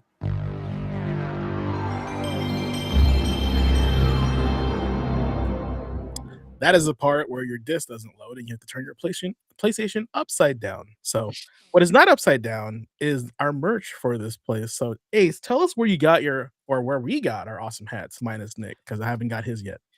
We got our snazzy headgear amongst other rather solid quality merch from gqasiandude-shop.fourthwall.com. That right there is the address to the Gaming Academy PX, as I like to call it, the public exchange, the gift shop. It's one of the best and one of the most direct ways to help the podcast out. I mean, look, you see what we got on the screen right now. Everything from tees to hoodies, hats, and more. Everything in the shop is designed, of course, for gamers who live the lifestyle, whether you're grinding late nights, streaming, like me. I mean, I wear this thing every stream, no question, or just repping the culture from day to day. Again, if you want to support the show, if you want to support the podcast, if you're interested in helping us continue what we are building here, grabbing merch is one of the best ways and one of the most direct ways to do so. Links are going to be in the chat, and yeah, like we like to say here on campus, the class always looks better in uniform. Damn right. Think I'll get yours. Get yours soon. We're trying. We're trying, man. Tariffs, bro. There's The tariffs. All right. With that said, I'm excited since we didn't have this last week. Y'all ready for some quick bites? Because I am for sure. Nice. All right, Quick Bites, Gaming Academy's rapid fire roundup of the biggest stories, updates, and whispers in the gaming world with Rumor Mill. This is for the last week. I will make it super quick because I know we went a little bit long winded with our trip down memory lane. We got plenty to talk about tonight, and I don't want you to get too tired because I know it's getting later. So we're going to be quick this week. Don't have any Rumor Mill stuff for you. I just wanted to hit some of the biggest headlines just to be able to keep you in the know and make sure that my fellow staff members are keeping up with what's happening. New feature article from Bloomberg detailed Obsidian Entertainment's big but disappointing 2025 year. The studio had actually released 3 games this last year: Avowed, The Outer Worlds 2, and Grounded 2, which was done in coordination with IDOS. Well, all 3 were very well reviewed. Obsidian bosses shared that both Avowed and The Outer Worlds 2 did not meet sales expectations. Both took about 6 years to develop, while Grounded 2 was 3 years, and that one was a financial success. This did prompt the boss to aim to cut down dev time on games, highlighting the need to consider what lessons to learn from the projects themselves. Because those 2 were not financial successes now, the RPG studio has no plans to develop The Outer Worlds 3 at this time. Again, not super shocking, but those were well-reviewed games. They're not bad at all. Just didn't find much of a market. Take-Two has reaffirmed that Grand Theft Auto 6 is still scheduled to release on November 19th, 2026. The update came from Take-Two Interactive's quarterly earnings call, and we learned that the marketing for the game will also begin, quote, this summer. So you start seeing some stuff for people that are upset that they've been quiet. It's coming. Nintendo also released a fiscal year 26 report, and there's good news for fans of physical games, like our Headmaster, who has disappeared, who has a collection usually seen behind his head on camera. Nearly 50% of all game sales are still physical for Nintendo, so that is pretty good to hear. It's not all digital. The Epic's Game Store is known for giving away plenty of free titles. Heck, I grabbed a few myself this last year, but now we know from a released report that during 2025, the digital store gave away more than 662 million free games. Highguard. Hey, man, that's been the news. It's certainly been all over my news feed since the launch was on my birthday. I'll take credit for that one. While I won't get too far into the weeds with the news on this one, lots of content creators are talking about it right now. I'm sure the staff is sick of hearing everyone just kind of complain. There is a newsworthy note to share on this. A 5v5 raid mode has been added permanently to the game after many reviewers and content creators highlighted the need for it. The game was feeling super empty with 3v3, so that kind of feedback looks like it was done right away and immediately put in, which makes me think potentially they had tested that already and just kind of rolled it in when they realized that people weren't digging 3v3. We'll see what it means for the future of people sticking around. There's still some dedicated people playing it, but it's very clearly fallen off a cliff since its launch in terms of play. Speaking of in my news feed, let's talk Ashes of Creation really quick. As an MMO fan, I kind of kept up with the news behind this title. But for those not in the know, it was an Kickstarter campaign that happened. It was an old school style MMO that finally released an alpha build on Steam after almost a decade in development. Very shortly afterwards, it just straight up collapsed. The team at Intrepid Studios have either been laid off or straight up resigned just days ago. And on the back of updates being the game posting about its roadmap coming soon. So just days after that, it's now gone. Backers and players are obviously upset, calling the situation a straight up pump and dump scam. And the company's financial position already shows that expected payroll that was to run on February 1st didn't even happen. So they didn't even have the money. It was a pretty ambitious title. Even just looking at its original Kickstarter page, you could still go find that. And now people are starting to dig into the company and everything that's happening with it. It's sole board member. There's only one. It's just the guy, and calling out clauses in the original campaign, Kickstarter campaign, that is, that likely means that players will not get refunds. Apparently, the clause was players will get refunds if it doesn't launch on Steam. Hey, guess what? It launched on Steam and Son then of. promptly shut down. So, Oh yeah, no. yeah, a lot of people pretty upset about that. Last little bit for this week, and I'll get out of your hair, is more of a discussion point for the panel. I know James is on a bio break really quick. He'll be right back. But it is information we wanted to share with the class just in case you aren't regularly connected to the news. Last week, Google announced Project Genie, an AI tool that will allow users to create interactive worlds from a single image or a prompt. Now, this is something that's locked behind Google's most expensive AI subscription plan, and it's sent the gaming market into tailspin. As of last Friday, share prices for some of the top gaming and tech companies on the public market have dropped by as much as 20%. Example, Unity is down 22.5%, CDPR is down 8.91%, Roblox is down 12.84%. So, question to the panel and the people hanging out in chat: is this just a market overreaction and it will rebound, or is this the next step in the rise of AI in gaming and something more significant? I'm interested to hear what Ace actually has to say first, because I'm going to have a much longer answer. Just really. Well, I mean, what's still got me taken aback is just the stock market hits. Like,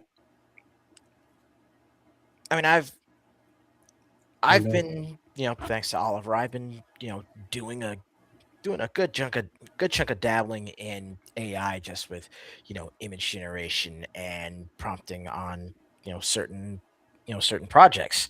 So I feel like, this whole thing that Project Genie's got going, this is one of those things where if more people if more people aren't able to actually, see what they're cooking, then it's going to lead to it's very much going to lead to a lot of backlash either way. Because I mean, it's like how things are going with generative AI right now.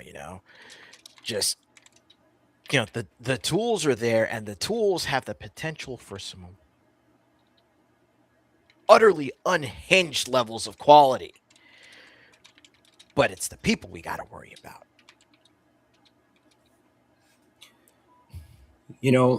My take is this. I've pretty much been just knee deep in AI stuff for essentially my entire son's life, right? So he's 5, so I've been all the way up, for 5 years, and my thought process has always been, I want to know about the scorpion that's going to sting me in the back. I'm not going to ignore this emerging technology just because I don't like it, or I'm uncomfortable, or that makes me feel weird, or blah blah blah. I'm like, no, I want to know, because way too much money is getting pumped into this stuff, and governments are putting a ton of their economy right into this stuff. This is not something that's going to go away. So I've spent a lot of time learning and understanding how these things work. So the key point, the first thing is the market going to rebound? Absolutely. What Google is showing and what it does is absolutely positively, in this moment in time, zero threat. No, it's nothing that you need to be concerned about right now. You didn't need to be concerned about Stable Diffusion way back, in like 2021, right? And those horrific images of Will Smith eating spaghetti. Now it's absolutely a threat, because you can absolutely make a convincing picture of Will Smith eating spaghetti. In fact, we can make video of Will Smith eating spaghetti and having a whole conversation with you. What Google's really showing right now is a proof of concept that they can take that same type of structure of, using a word-based prompt system and create an interactive environment. They're just really showing that it works. Game development is not under threat today. Game development, as we know it, will be under threat 5 years from now. right? 5 years ago, you didn't need to worry about, any of this stuff. AI can't draw hands and faces are all messed up and they got extra limbs and all this. Yeah, well, they kind of sorted a lot of that out and have figured it out. I mean, hell, I've built an entire business based around this stuff, but it's just right now. It's like, hey, that's really neat. You should definitely keep an eye on that, right? The It's really just about once more just training a different LLM, a large language model, and having it specialize in something else. And it's going to be ugly and it's going to be messy, but I think the backlash on the industry level will be severe when it happens, because people are going to be able to kick out a game. It's a conversation Ace and I have had, where you're going to be able to kick out a game in days or weeks or months instead of literally years at a time. It just reminds me of the fact that I can't remember when this was. It's probably a year or so back, but Todd Howard was like, "Yeah, I'm pretty sure I'm done after Elder Scrolls 6." And it's like, "No," he's like, I'm not young. He's like, I've been at this for a while. And I sat down and looked at it. I was like, yeah, he would be actually starting to approach his mid 60s. Given the length of development time it takes between each Elder Scrolls game. But it's like, oh yeah, no, it's Skyrim was 2011. It's like, that wasn't a recent event. That was 15 damn years ago. Yeah. Right? So, when Elder Scrolls 6 drops, it's going to be a long time before 7 happens. No, Yes. homie's going to be retired. He's going to be chilling. Right? He's like, nope, he's out of the game. It's a whole new generation of people coming up behind us. Right? But now, it's getting weird, because the tools can do the work so much faster and to an acceptable, right? And people argue about what's acceptable and what's not, but I mean an acceptable level, in the sense of, you can sit down and go, hey, you can ask AI to go, hey, give me a picture of Mega Man. It will recognizably look like Mega Man, whether there's errors or not, things like that. Entirely different discussion, right? Are we currently able to do entire films? Uh, I mean, I guess someone could, but I Kind don't think it's not going to come out the best that it could, right? We all saw that McDonald's commercial. We saw the horror show, right? That was all AI generated. I'm like, come on, I can do better than that. Like, but I don't think games are under threat right now. Will will we get there? Oh, absolutely, absolutely. So long as AI continues the way it is with its growth pattern, yeah. And I see it inside the next 5 years, which maybe it's a good thing, maybe it's a bad thing. I don't know, but I what I do know is that you will see an explosion of creativity, as people who merely lacked certain technical skills, or there were hurdles that were in their way, and those things are going to be removed. And then you're going to really see who's really got ideas to share, and now they'll have the means to do it. I don't know if it's good or bad, but I just know that it will be a thing.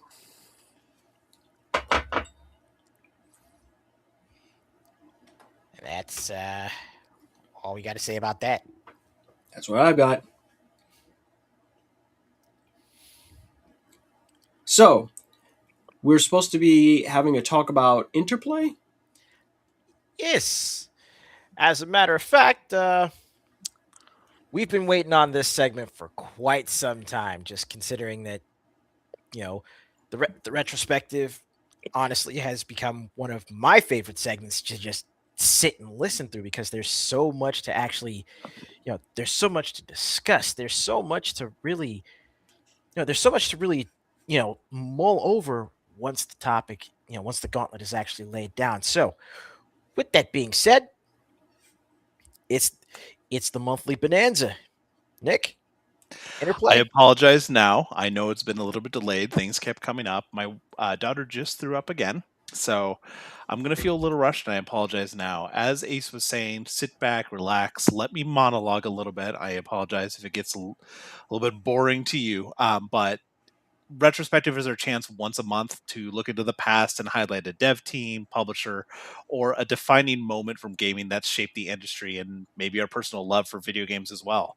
Our Discord community made their voices and votes heard, and this month's pick is Interplay Productions, now known as Interplay Entertainment, a cautionary tale of risk and market conditions for what was once one of the largest publishers to ever exist in gaming, and one whose impact is still felt today with relationships, IPs, and projects that have had a hand in the careers of some of the most recognizable dev studios in the industry today. So let's take a look back, learn a little about where we came from, and maybe a little of what we lost. Shout out to Tactical Bacon Productions. He has the video, borrowed his video here in the back. James, if you can link it in chat for anyone who wants to check it out. He does a bigger deep dive into them, a lot longer than my little monologue. Definitely been checking it out if some of the stuff that I point out is something that you are interested in. So, founded in October 1983, Interplay Productions was founded after developers Brian Fargo, Troy Worrell, Jay Patel, and Rebecca Heineman left Boone Corporation when it folded. Along with investor Chris Wells, the team went from software conversions to illustrated text adventures, which were, if you didn't know, highly prolific during the golden age of home computing in the late 70s to mid 80s. What would follow is one of the gaming industry's most meteoric rises and disastrous falls from grace for a publisher that has been lovingly compared to a cockroach, mostly for its ability to stay alive through, well, just about anything. Interplay's first set of games were published by Activision and were 3 illustrated text adventures, including 1984's Mind Shadow, which was loosely based on Robert Ludlum's Bourne Identity, and was followed by 1985's Borrowed Time. That same year, Electronic Arts contracted the team for porting Racing Destruction Set to the Atari 8-bit computer before developing a parser and then releasing a few hits that really put them on the map. All of these were published by EA. Fantasy RPG The Bard's Tale, which was originally supposed to be known as the Tales of the Unknown series, released in 1985 and is considered to be one of the most important classic franchises that came from that era.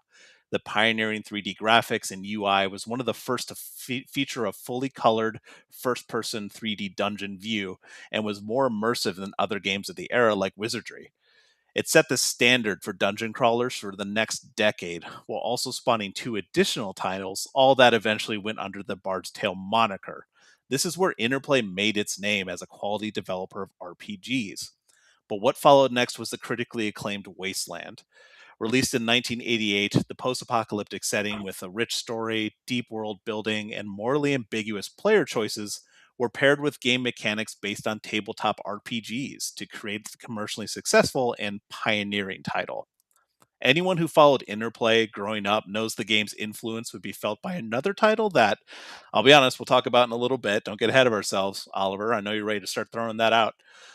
However, what these releases ultimately led to was Interplay Productions seeing how publishers like Activision and EA would profit from the work that they did through those signed deals.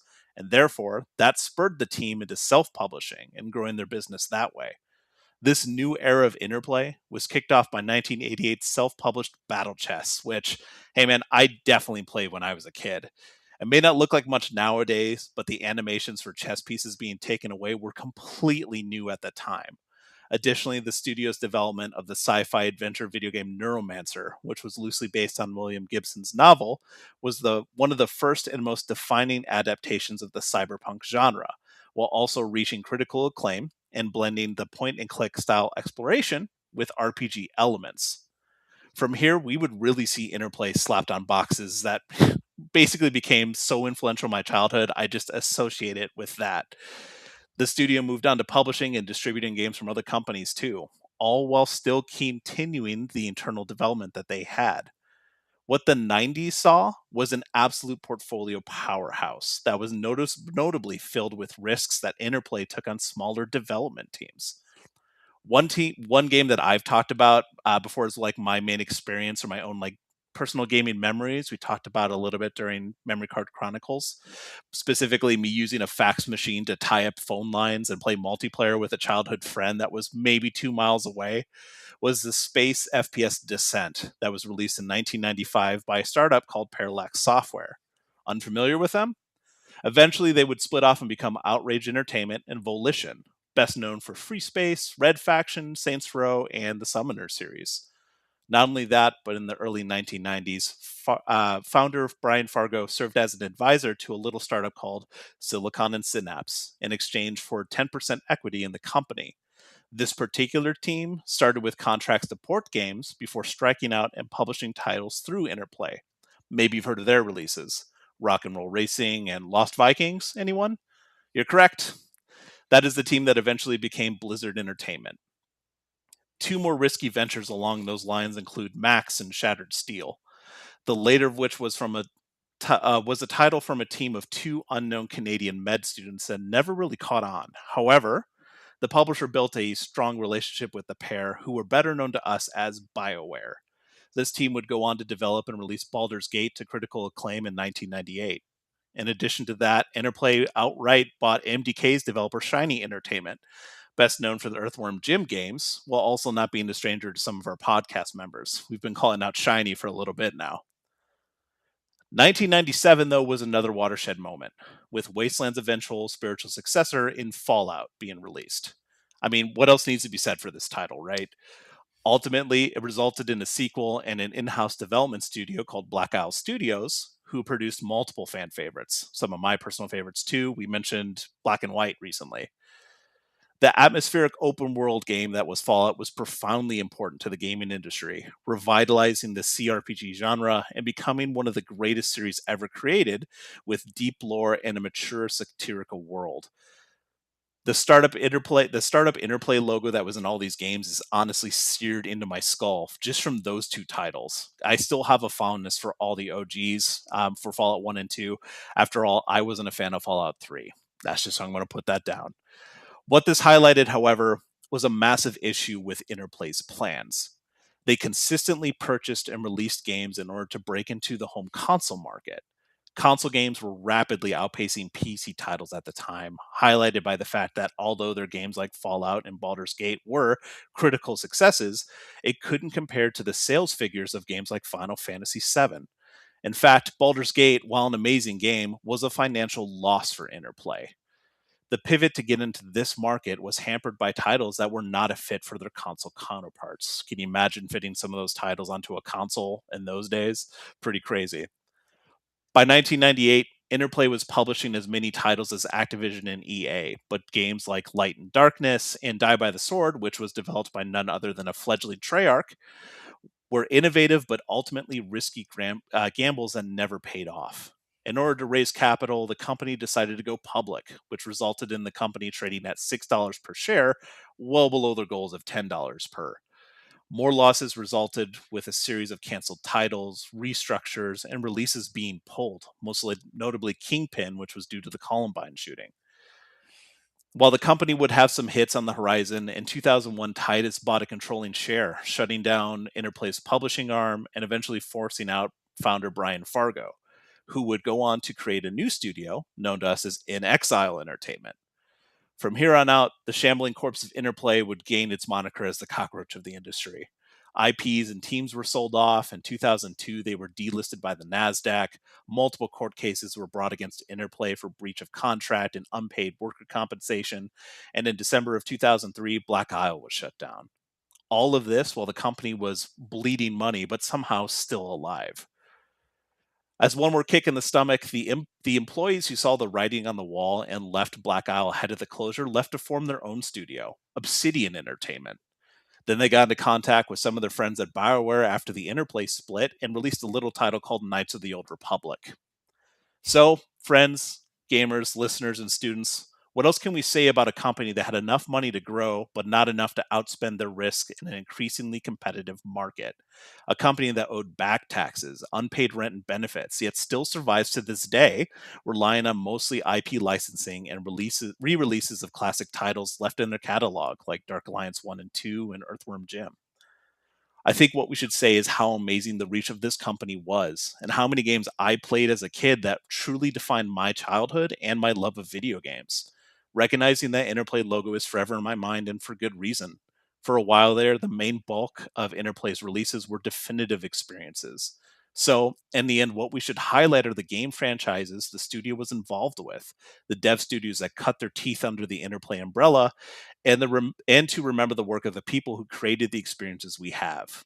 Alone in the Dark, Baldur's Gate, Bard's Tale, Battle Chess, Blackthorn, Carmageddon, Castles, Clay Fighter, Descent, Earthworm Jim, Fallout, Free Space, Heart of Darkness, Icewind Dale, Lord of the Rings, Lost Vikings, hey, Mario Teaches Typing, MDK, Redneck Rampage, Star Trek, Stonekeep, Wolfenstein 3D, and so many more. Seriously, I don't have the time to list them all.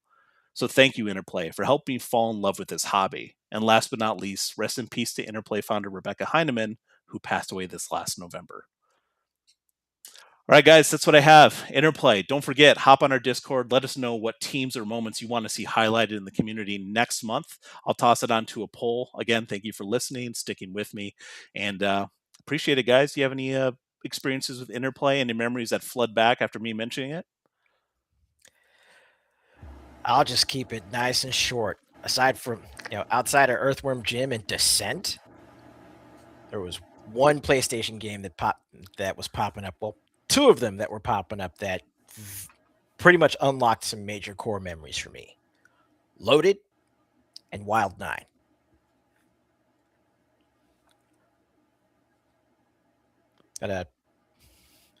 Oliver? I mean, listen, I mean, you just said it, Loaded. Yeah. It was a crazy game. You're like, yo, that dude's name is Flank. No, Interplay was in that time. They were goated. Like they were so massive.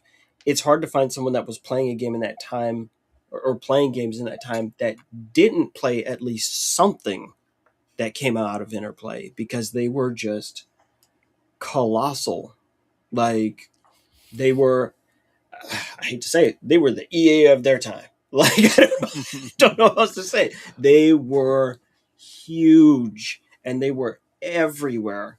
And it's kind of crazy that even when all those things went south, the fact that that company still exists exactly the way that Nick said it, it's like, because they can do it. They've got the backlog.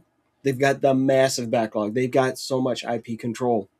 Still, even when they gave up, and it's kind of crazy because it's basically that sale of the Fallout IP is why they're still here.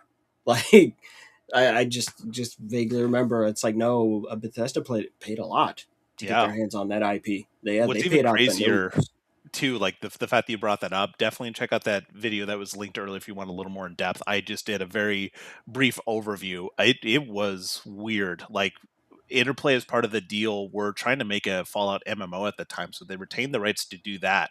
But then that didn't materialize, so they had to renegotiate the IP contract in order to get some capital back. Like, it's weird, twisty, turny.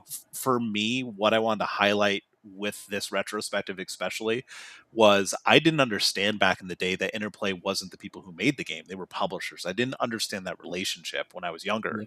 So for me, it was recognizing that I just saw the Interplay logo everywhere, and that was quintessential to my childhood and my love for video games. But then now that I'm older, realizing that they started or kickstarted the careers of people like Blizzard and In Exile by them leaving, Obsidian, BioWare, like all of that came from the risks that this publisher took, taking chances on some of these smaller guys and pushing it out. We wouldn't have had that without it. So it's really just highlighting like what the industry used to be like and what the expectations were and what kind of came from that exploration of it with giant risks, with stuff that didn't work.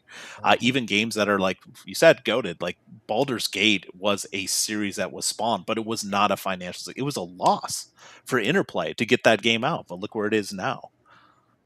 Anyway, that's what I got. I appreciate you guys chatting about it. I got to roll because my daughter's throwing up and I don't know what's going on. She might be a little sick. So, class, I am sorry to bolt out so quick, but again, hop on the Discord, get your friends in there as well. Let's get some votes on the next retrospective because I love looking this up and I love chatting with you guys about it and learn about a little bit about what we lost. Thank you so much, guys. Heck yeah. We'll catch you on the next one, man. I like his research work. He's very, very good. at doing that work. That was very incredibly in depth, and everything that he said there is it was a wild time, young folks. It Yeah, was a baller time. It was crazy. Like I said, you if you were gaming in the '90s in the United States, it was very very hard for you to play something that didn't have interplay involved with it. exactly. Like they had their fingers in that pie, and I would like to see more risk like that. Not as much, but like that again. I think the closest publisher we have to being like old Interplay, in that, you know what, let's just go ahead and take the risk. This is interesting. Devolver Digital. Like Ball Pit feels like something that Interplay Yeah, would have absolutely published back in the day. They'd be like, yeah, that's fucking weird. Let's get that. Let's yeah, get that between one. Volver and Grasshopper. See, like yeah, right? Like it's just it was a magical time. Oh, what a time to be alive, Moon Pie. Like What a time it was to be good. alive indeed. It was Hello, good. just hang on. Can you guys hear me? Oh, Yes. uh-oh. Hello. We done been called into the office. Yeah, I spend a lot of time. The headmaster spends a lot of time in the stock room on the show. So I have to when I do the headmaster's desk, I actually have to go into my real office, which unfortunately has this 1950s microphone in it. Yeah, if you guys don't mind, we did get another submission for the headmaster's desk. So, real quick, this was also submitted by Jagos a few days ago, and I believe he also shared this wonderful, very philosophical screenshot here. The ship of Theseus. His topic: when do we realize the game is a product of its time? Now, I'll just read off what Diego says, and we'll get some feedback from you guys. But here goes. As it stands, a deep understanding of gaming is that publishers will create games and products that are endearing. But eventually, every publisher sees their old catalog as a way to renew sales. Square is now trying to resell nostalgia with Final Fantasy. Take down the old, put in the new. Keep people buying their memories of the past. Sega is known for this as RGG and Atlas were using a way of selling a new game and delisting the old has become common practice at this point. Now, Capcom feels they replaced Resident Evil 2 and 3, which made them scratch their head at people wanting to play those when they remade them. In the case of just these three publishers, they lost key figures in development such as Sakaguchi, Nagoshi, or Shinji Mikami, respectively. The games they made with the tools they had garnered a respect and built a franchise that lasted for the publisher. But now we see that new heads are in charge. Now, the question is, should these games now be changed by publishers or allowed to sit as they are for future generations with new people at the helm? That was submitted by Jagos, which I believe is in the chat. So thank you, Jagos, for submitting that and the headmaster's desk. And faculty, please let's take a stab at Jagos's submission. Well, you know me. I'm like when it comes to preservation, I am all about it. So, like recognizing that certain titles are products of their time, like Final Fantasy VII, for example, and let's say, well, the Resident Evil games. It's nice. Like while it's nice to see remakes, so that we've got you know more more players nowadays actually being able to interact with the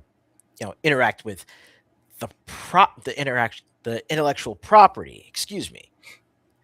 But more often than not, when the conversation around these remakes happens, someone is going to point out that in order to appreciate what the remake does, you're going to have to take some time to play the original.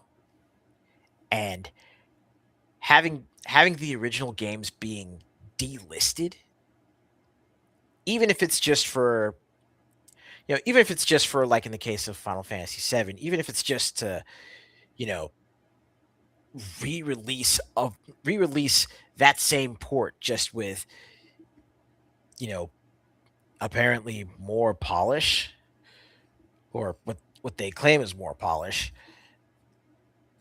It honestly just feels like eventually that original product, eventually that original game is going to become lost media, because it does fall into a, it does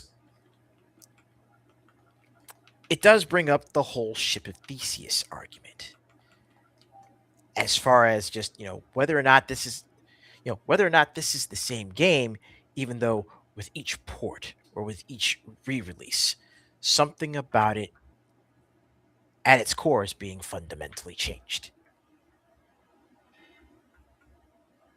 I agree. I think versions of the games that come out during its time is a reflection of the times. And when they edit things, that is also a reflection of the times. They're always talking about the modern audience, right? So I don't know what that means, but in a way, it's like how they're re-editing like those movies, like Back to the Future, the original trilogy for Star Wars. They're they're editing those with updated graphics, right? Updated actors to make it make more sense for the modern people that are watching the series versus the product of its time. And I'll leave it at that. Oliver? That's a tricky question. When is something a product of its time? Well, it's a product of its time in the moment of creation. I think the vast majority of things, I'd say like 90 to 95% of things made, I don't just mean video games, I just mean things, period, are products of their time. And it is the small, lucky few that manage to become timeless, right? Tetris is still a banger. It's still a banger. Like when it was a banger when it dropped, it's a banger now, right? And the core's there and still good. Um, but a lot of this comes down to culture. A lot of it comes down to culture. Just like how I busted out that box for The Sims 2 earlier, right? I'm like, this is one of the best games ever made. But when you play The Sims 2, that was a game that was designed in the early 2000s. And with that said, the music that's in the game is early 2000s music, right? The clothing that the Sims are wearing is early 2000s music. It is by definition dated because they based it on the current culture. And the original Sims, the same thing. When it came out, it reflected late 90s styles and aesthetics and clothing choices and music choices and things like that. It takes something very special that can pull itself away from the time stream and just stay relevant no matter what, right? Um, One of the things that has bothered me a great deal about the game industry is I love remakes. I do. I think they're really fun. I like to see what this idea executed with newer technologies and fresh eyes and all this stuff looks like. This pisses people off that I say this. I do enjoy them. I absolutely think you should be able to experience the original as well. I don't agree with them pulling the originals of things and replacing them with that. I think that's a really bad fucking idea. I think it's a terrible idea. Right. One of the things that I currently love is that when recent release, like within the past couple of years, the Dead Rising Deluxe remaster, right, where they rebuilt Dead Rising, the original Dead Rising, from the ground up, right, and tightened up mechanics and did all these other things, and it's a shockingly faithful reimagining of Dead Rising. Contrary to what you may have heard, they changed very little of Dead Rising, right? But here's the key. You can still go download the original Dead Rising, all right? Or they did just a basic remaster some years ago on the PS4. You can still go buy that. right? If you don't want to deal with whatever they did with Deluxe Remaster, which I loved it. I loved it from start to finish. I had a ball with all the problems, and there were problems in the original game, got actually fixed. And when I say problems, I mean actual buggy mechanics, following, the follower mechanics, and rescuing people and having them get lost. There was just a lot of experimental work happened in the original Dead Rising that had not been attempted before. And this was a chance to go, wow, we know so much more as a company, nearly 20 years later, right? That we can actually go back and try to execute those ideas and actually get it to work this time, because that's the problem with innovation. You're gonna fuck up. Like they're two sides of the same coin. They're brothers eternal. Innovation means mistakes. They will happen. And I like the idea of a remake giving them a chance to go, this is what we wanted to do in the first place. But even still, even with all those bugs, sometimes the bugs are the character. Sometimes it's the char on the edge of the steak that brings the whole thing together. But if we keep foolishly pulling original versions of these games, video games won't have a history because it's ethereal, right? It's so much cloud-based stuff. It's like, oh well, you just can't get it anymore, and PT, things like that, which was a Right. huge moment. I mean, you could sell a PS4 with PT on it for ridiculous amounts of money. It is comical at this point.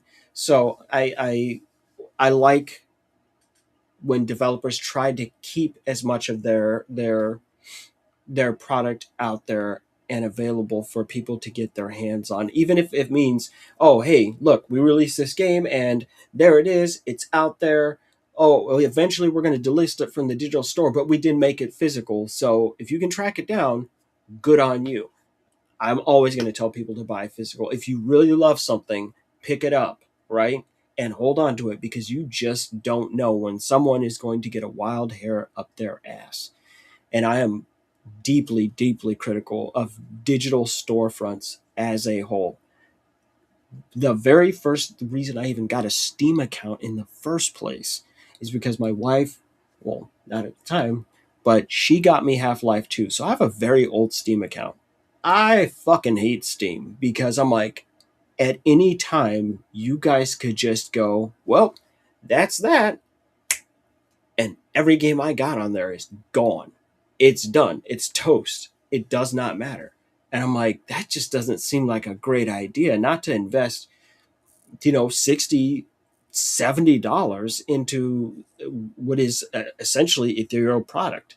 Like, just don't do it. I do it when I don't have any other choice. And I like to keep my digital expenditure low, right? Like, which is why Ace and I have talked about the $15, game where it's like, yeah, that still feels like an impulse buy. And if I were to lose it, I'm not going to feel bad about it. Right. Right.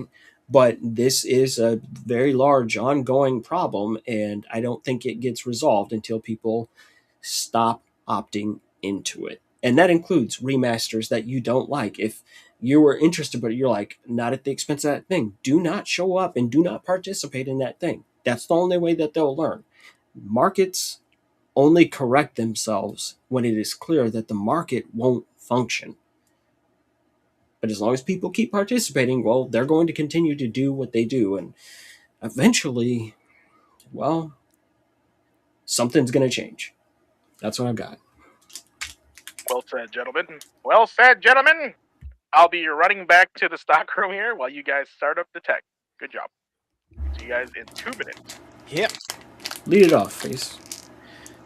So, we've been wanting to get back into this for quite some time, especially after the rather heavy subject matter that we covered with the Way of Persistence last time.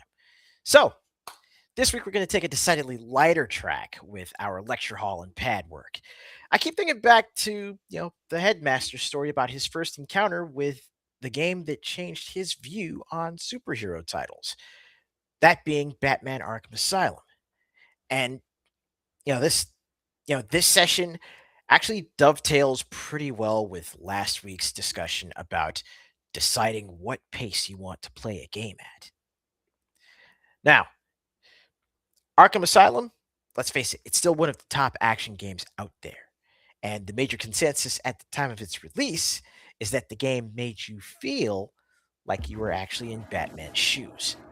You played the role of the stealthy predator, you played the role of the keen-eyed detective, and most notably, of what I like to call the one-man hurt locker. Perfect. Now today, we're going to have a quick discussion about how the combat system that Arkham had popularized became one of the most well-loved and often imitated systems in action games. You know, to quote Ra's al Ghul in Batman Begins, "You know how to fight 6 men. Now, we'll show you how to engage 600."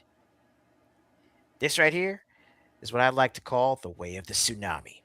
Free flow combat 101.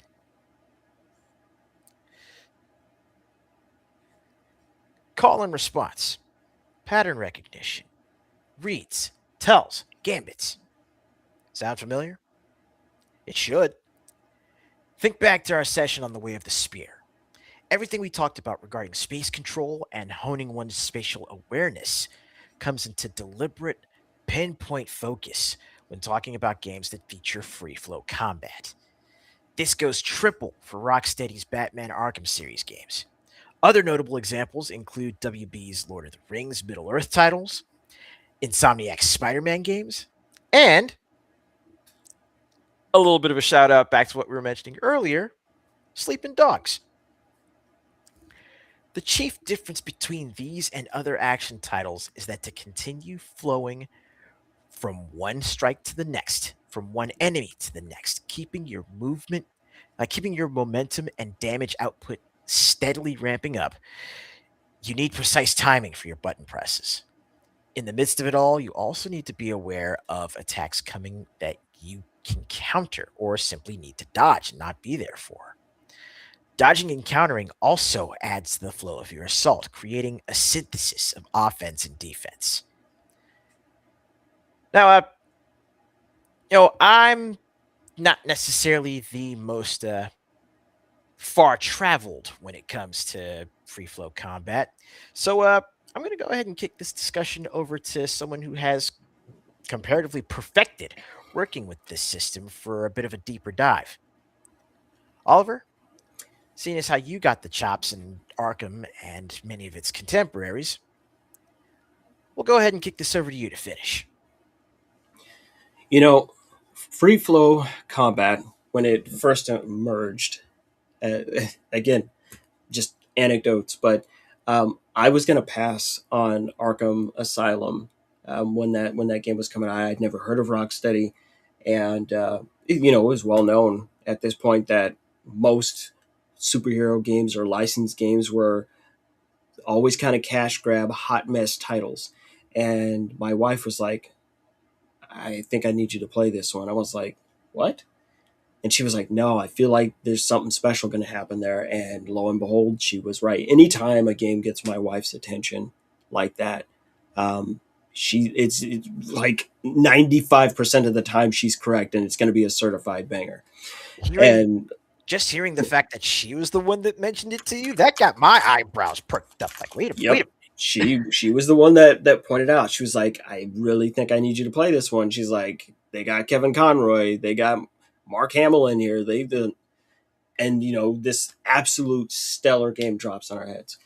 One of the things that free flow combat games all tend to have in common is, just as I said, it's about not just fighting one or two enemies, but you're actively engaged in many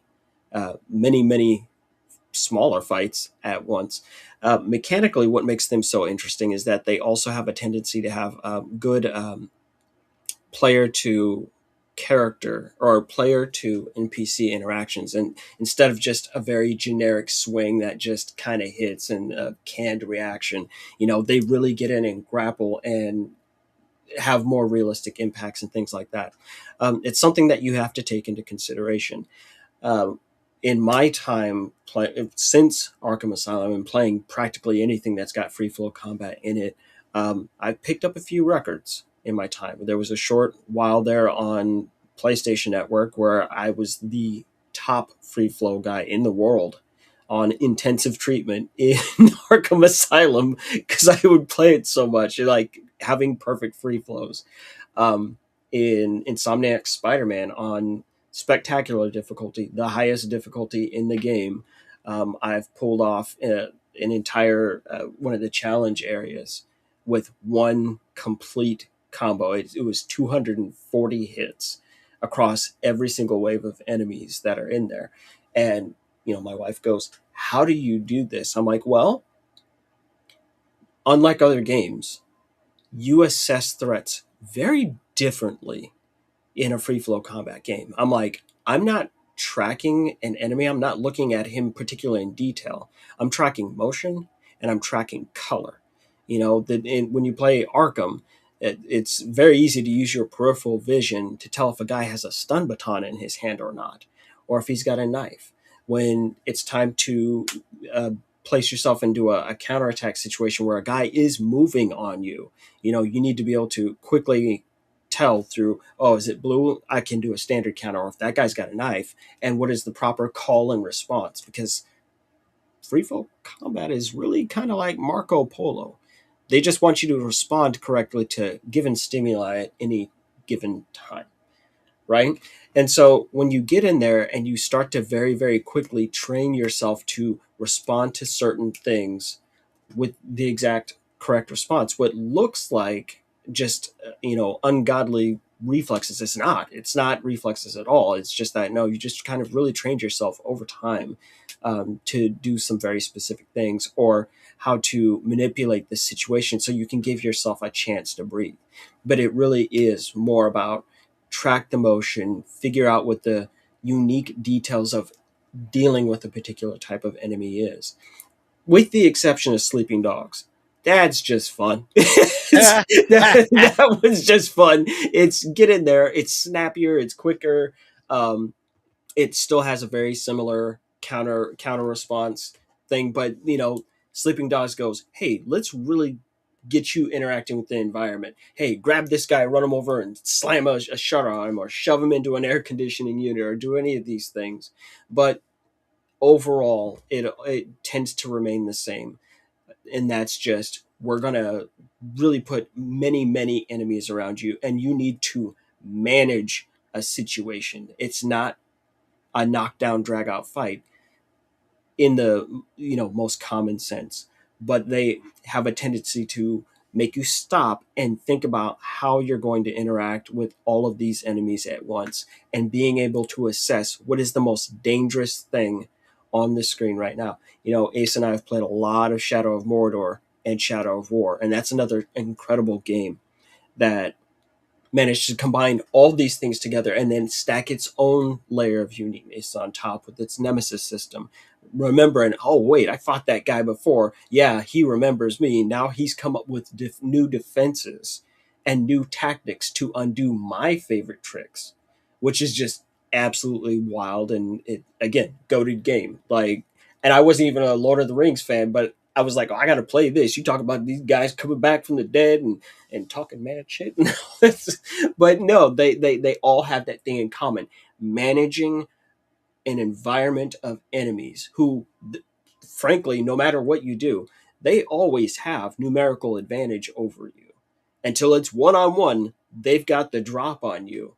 And just being able to take this guy and temporarily remove him from the fight, right? And it's like, well, what does that mean? It's like, well, you may not knock him out, you may not kill him, but you need to incapacitate him, because this is about getting him to stop hurting you, right?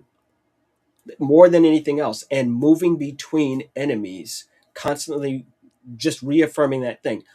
The only thing I care about fighting these 8, 9, 10, 12 enemies is, I want guy number 12 to not shoot me in the face with an arrow. He's the most dangerous guy on the map because he can hurt me, but I can't hurt him. So I need to stop him. The other guys, they got a close distance, right? Or then moving over to the next guy. Oh, hey, this guy's got a stun baton. He'll break my combo flow. or this guy over here is going to charge me and I need to use a really specific evade. Finding the biggest threat in the pack and then dealing with it so you can let the other guys run around and be silly for a few minutes. So as long as you do that, I think that's what really, really helps you maintain the flow of what may seem like an impossible fight. Absolutely. It's like you heard it from the pro and you heard it from the bozo. Now, for this week's homework, simple stuff. Practice free flow combat in any game available in your library that has it. It can be something like Sleeping Dogs. It can be Middle Earth. It can be Arkham. I mean, heck, I believe the Arkham collection is still available on the PlayStation Network. I mean, you could even jump into something like Sifu, which I would consider free flow combat as well. Absolutely. But take note of the points that were discussed in previous sessions, regarding traversal, regarding space control. Take note of what we discussed as far as how free flow combat differs from other action games, and just use that knowledge to refine your experience with that game. As is recommended, just stick with, an hour or so that way you get the experience, but you don't burn yourself out. And remember, study hard, train smart, and may your combos always connect. In this case, you need them to. Nice. All right. Thanks, gentlemen. And that, ladies and gents, was the tech.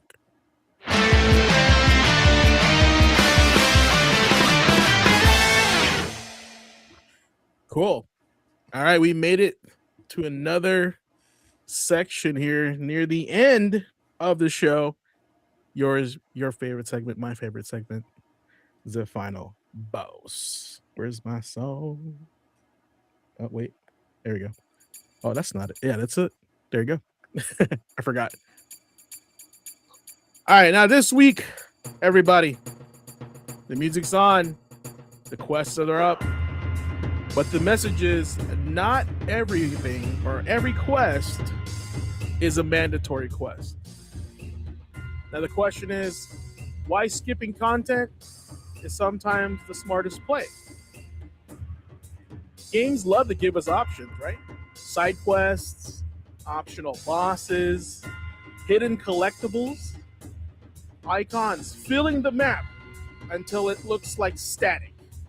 Assassin's Creed, I'm looking at you, especially Valhalla. And somewhere along the way, we started believing that if it's on the map, we're supposed to do it. But here's the truth. Most games never say out loud. Optional doesn't mean obligatory. Just because content exists doesn't mean it exists for you, right? Open world games are the biggest offenders. They reward exploration and then punish you with exhaustion. You're not exploring anymore. You're clearing icons, clearing checklists, clearing content you stopped enjoying hours ago. We talked about playing with intention, right? And the moment gaming turns into maintenance, it stops being play. Think about it.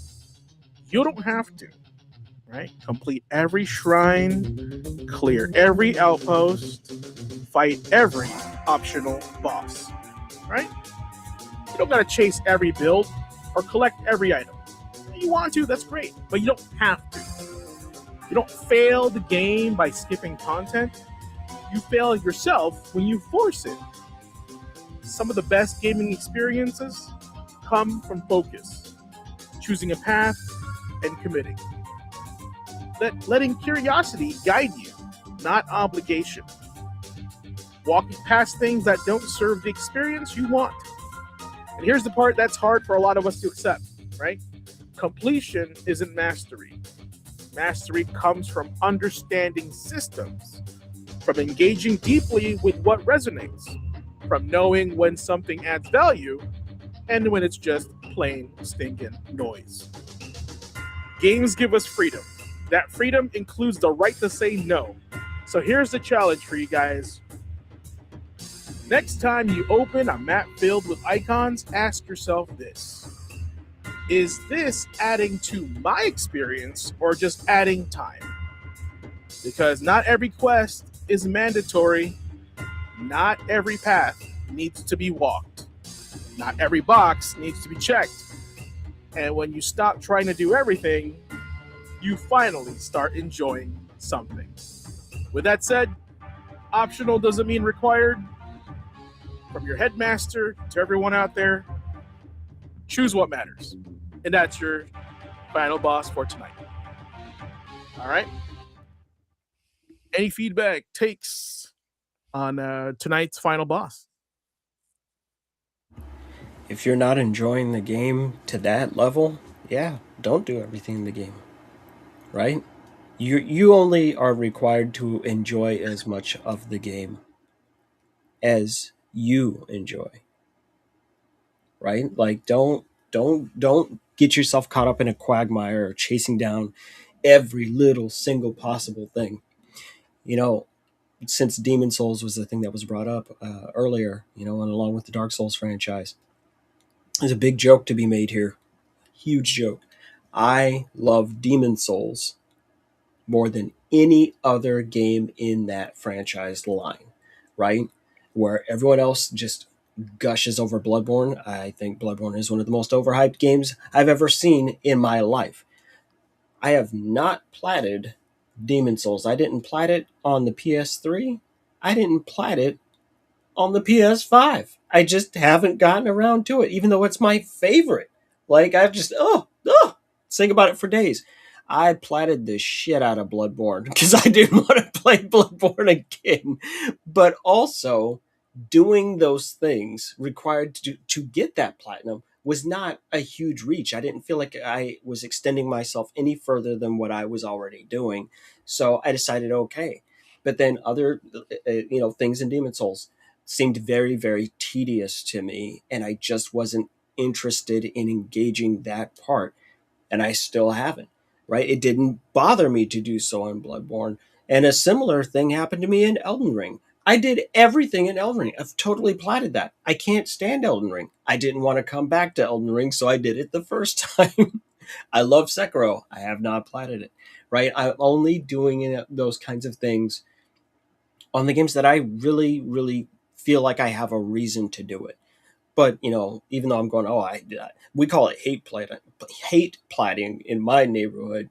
But a game I really adored to do those side quests on and see everything there was to see, the original Borderlands.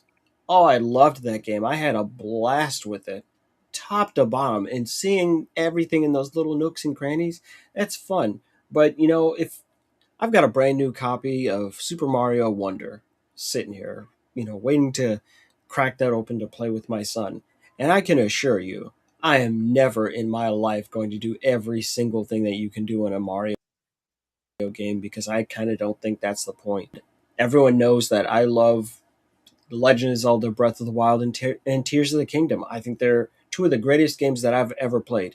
There is no chance on God's green earth that I'm chasing down all them Korok kids. No. Every time I see one of them little bastards, I'm furious. I'm like, what the hell were you doing hiding behind this rock way up here? It's 2 degrees outside, you little lunatic. Go home. I'm mad every time I see those kids. I'm not chasing down every shrine.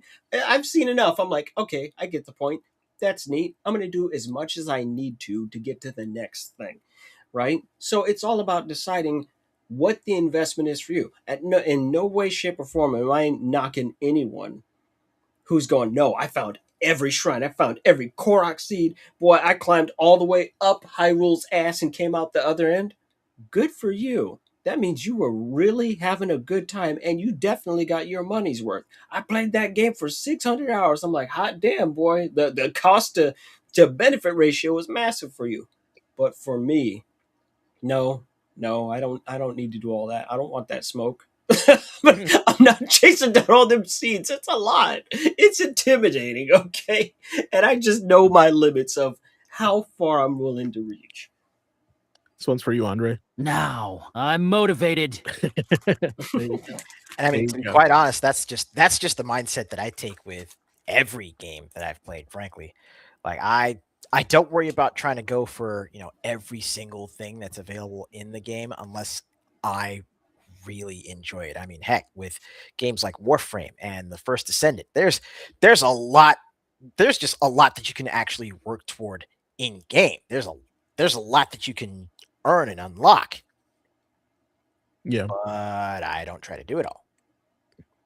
I agree with both you guys, and my favorite part about this topic is that you guys choose how you guys want to play and celebrate your games and enjoy your games, and that's the point of this tonight's final boss. Is that it's always, and this is our overarching art, storytelling of Final Boss, is that this season we're focusing on intentionally playing. Right, you have no obligation to these games, especially the ones that force you to come back season per season. Right. Enjoy. Your time is limited on this earth, and your free time is limited on a day-to-day basis. So play intentionally, right? And do what brings you joy. Does it bring you joy? If the box says yes, just do it. There you go. All right. Yeah, Andre, good job on that. Yeah, I know you're playing Final Fantasy 15, so that was a big one. There is a lot of stuff on that map for sure. When I first played that too, I get intimidated as well. So, all right, that is basically tonight's show. So before we going out, any last takeaways you guys want to share before we call it for next week? Oh. You know, here's one I always like to give people. Try something new this week. Something that you haven't done in a game. Take a look at a game that you may have gone, maybe someday, or well, or mess with something that's not normally in your genre. Give yourself a new experience too, right? But just like we said, don't commit to things that you're not enjoying, right? But stretch that mental muscle just a little bit and try something, because we talked about Persona 3 Reload releasing just this week in games, and I'm in the middle of playing Persona 3 Reload, and this will be like my fourth playthrough of Persona 3. I'm going to platinum that game this time because I want to see what it looks like to do a pure 100% single playthrough on that, where I hit every social link, I do every side quest, and I am doing this with a guide, but it's just like the boss said. I'm playing with intention. I'm going, okay, now 2 years have passed. I've got other stuff off my plate. I want to do it this way. I want to see what that looks like. But a game I was looking forward to for some time also came out recently, called Cairn. Right? It's a survival climbing game. I was really, really, really, really excited about that. And another game that had to do with climbing, Baby Steps. Baby Steps, came and went. I played through that, and it's supposed to be a frustration simulator, but I played through and beat Baby Steps, and I had a goofy time with it. I enjoyed it, and I started playing Cairn, and I hit a frustration point where I was like, I'm not going to play this. I'm going to stop and just put this controller down, and I'm going to walk away and play something else before I lose my ever-loving mind. And that's when I realized, I was like, oh yeah, I should pick up Persona 3 and finally go ahead and get started on that. I wasn't enjoying myself, right? And this is from a developer that I love, but I'm like, you know what? I'm going to see if some patches come through or whatever, because there are issues here that I feel like were critical and were missed. I'm not going to sit there and play a game, streaming or not. I'm not going to play anything with the intent of torturing myself. No, I can hate myself for free. So, it's okay to try new things, but it's also okay to dislike those new things too. But you should make it a point to always try to just stretch yourself just a little bit past your comfort zone to see if you're missing out on something that could be your next big thing. Who knows? all I'm saying is this. I took a gamble on Demon Souls because that sounded way too damn interesting to me back in 2009. And now here I am. Like, no, I see a Souls game and I know exactly what I'm looking at. I'm like, oh, yeah. So, big health bar. Yeah, let's do the thing. Hurry up. It's just like, but that's what it's about. You can't grow if you don't have new experiences. And that's not just in video games. That's as a person, too. Yep. So just stretch a little past your comfort zone. Don't take both feet and jump out, right? We're not doing the hokey pokey here, right? But go ahead and put one foot out, right? Feel around, see if there's something that catches your attention, because you're a person and people grow. And if you're not growing, you're dying. That's how it works. So spend some time growing this week. So that way, when I sit down and I see chat, I want to hear some interesting things about what new thing you did in a game or what new game you played. I could tell you about what I'm doing every week, but I want to hear about what you're doing every week. Well said. Well said. Ace, got something? Yeah, it's just to reinforce, not just the overarching theme of season 2, but especially to reinforce, what we discussed tonight. Yeah. And tonight and last week. It's all about you making the choice for yourself. It's not just, you chose to purchase this game because it looks interesting to you, but you choose every aspect of how you interact with the game. You choose every aspect of how you interact with your life. So long as you're able to keep that in mind, then whatever gets thrown your way, either in that new game that you're playing, that you're trying out for the first time, or even if it's something that you've played over 1,000 hours on.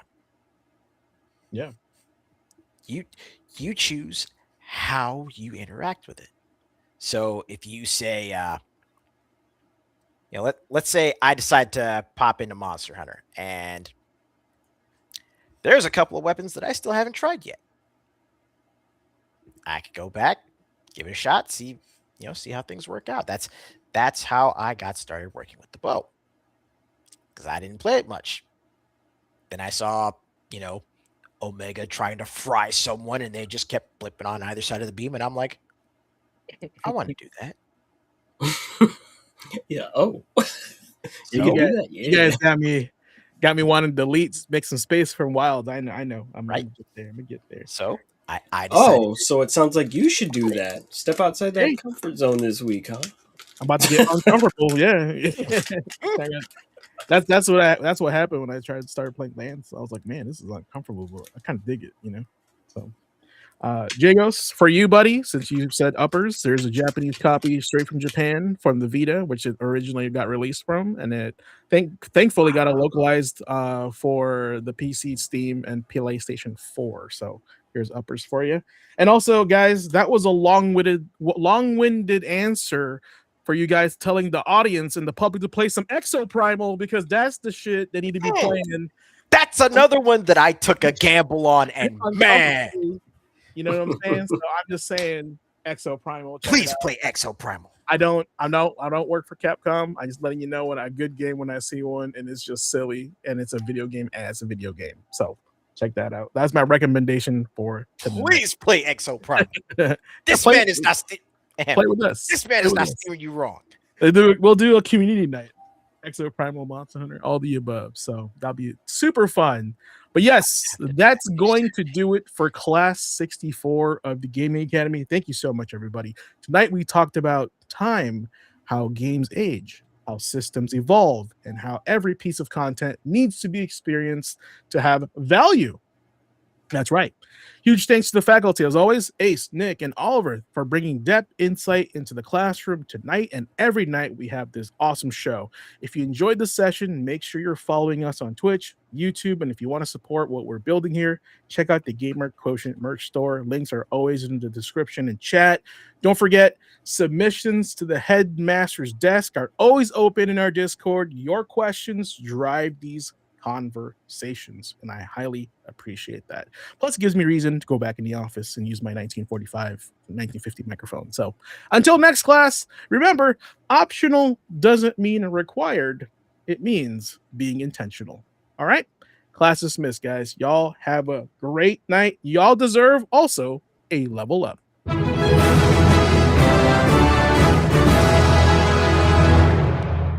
And that's going to do it for tonight's show. Class dismissed. Mission complete.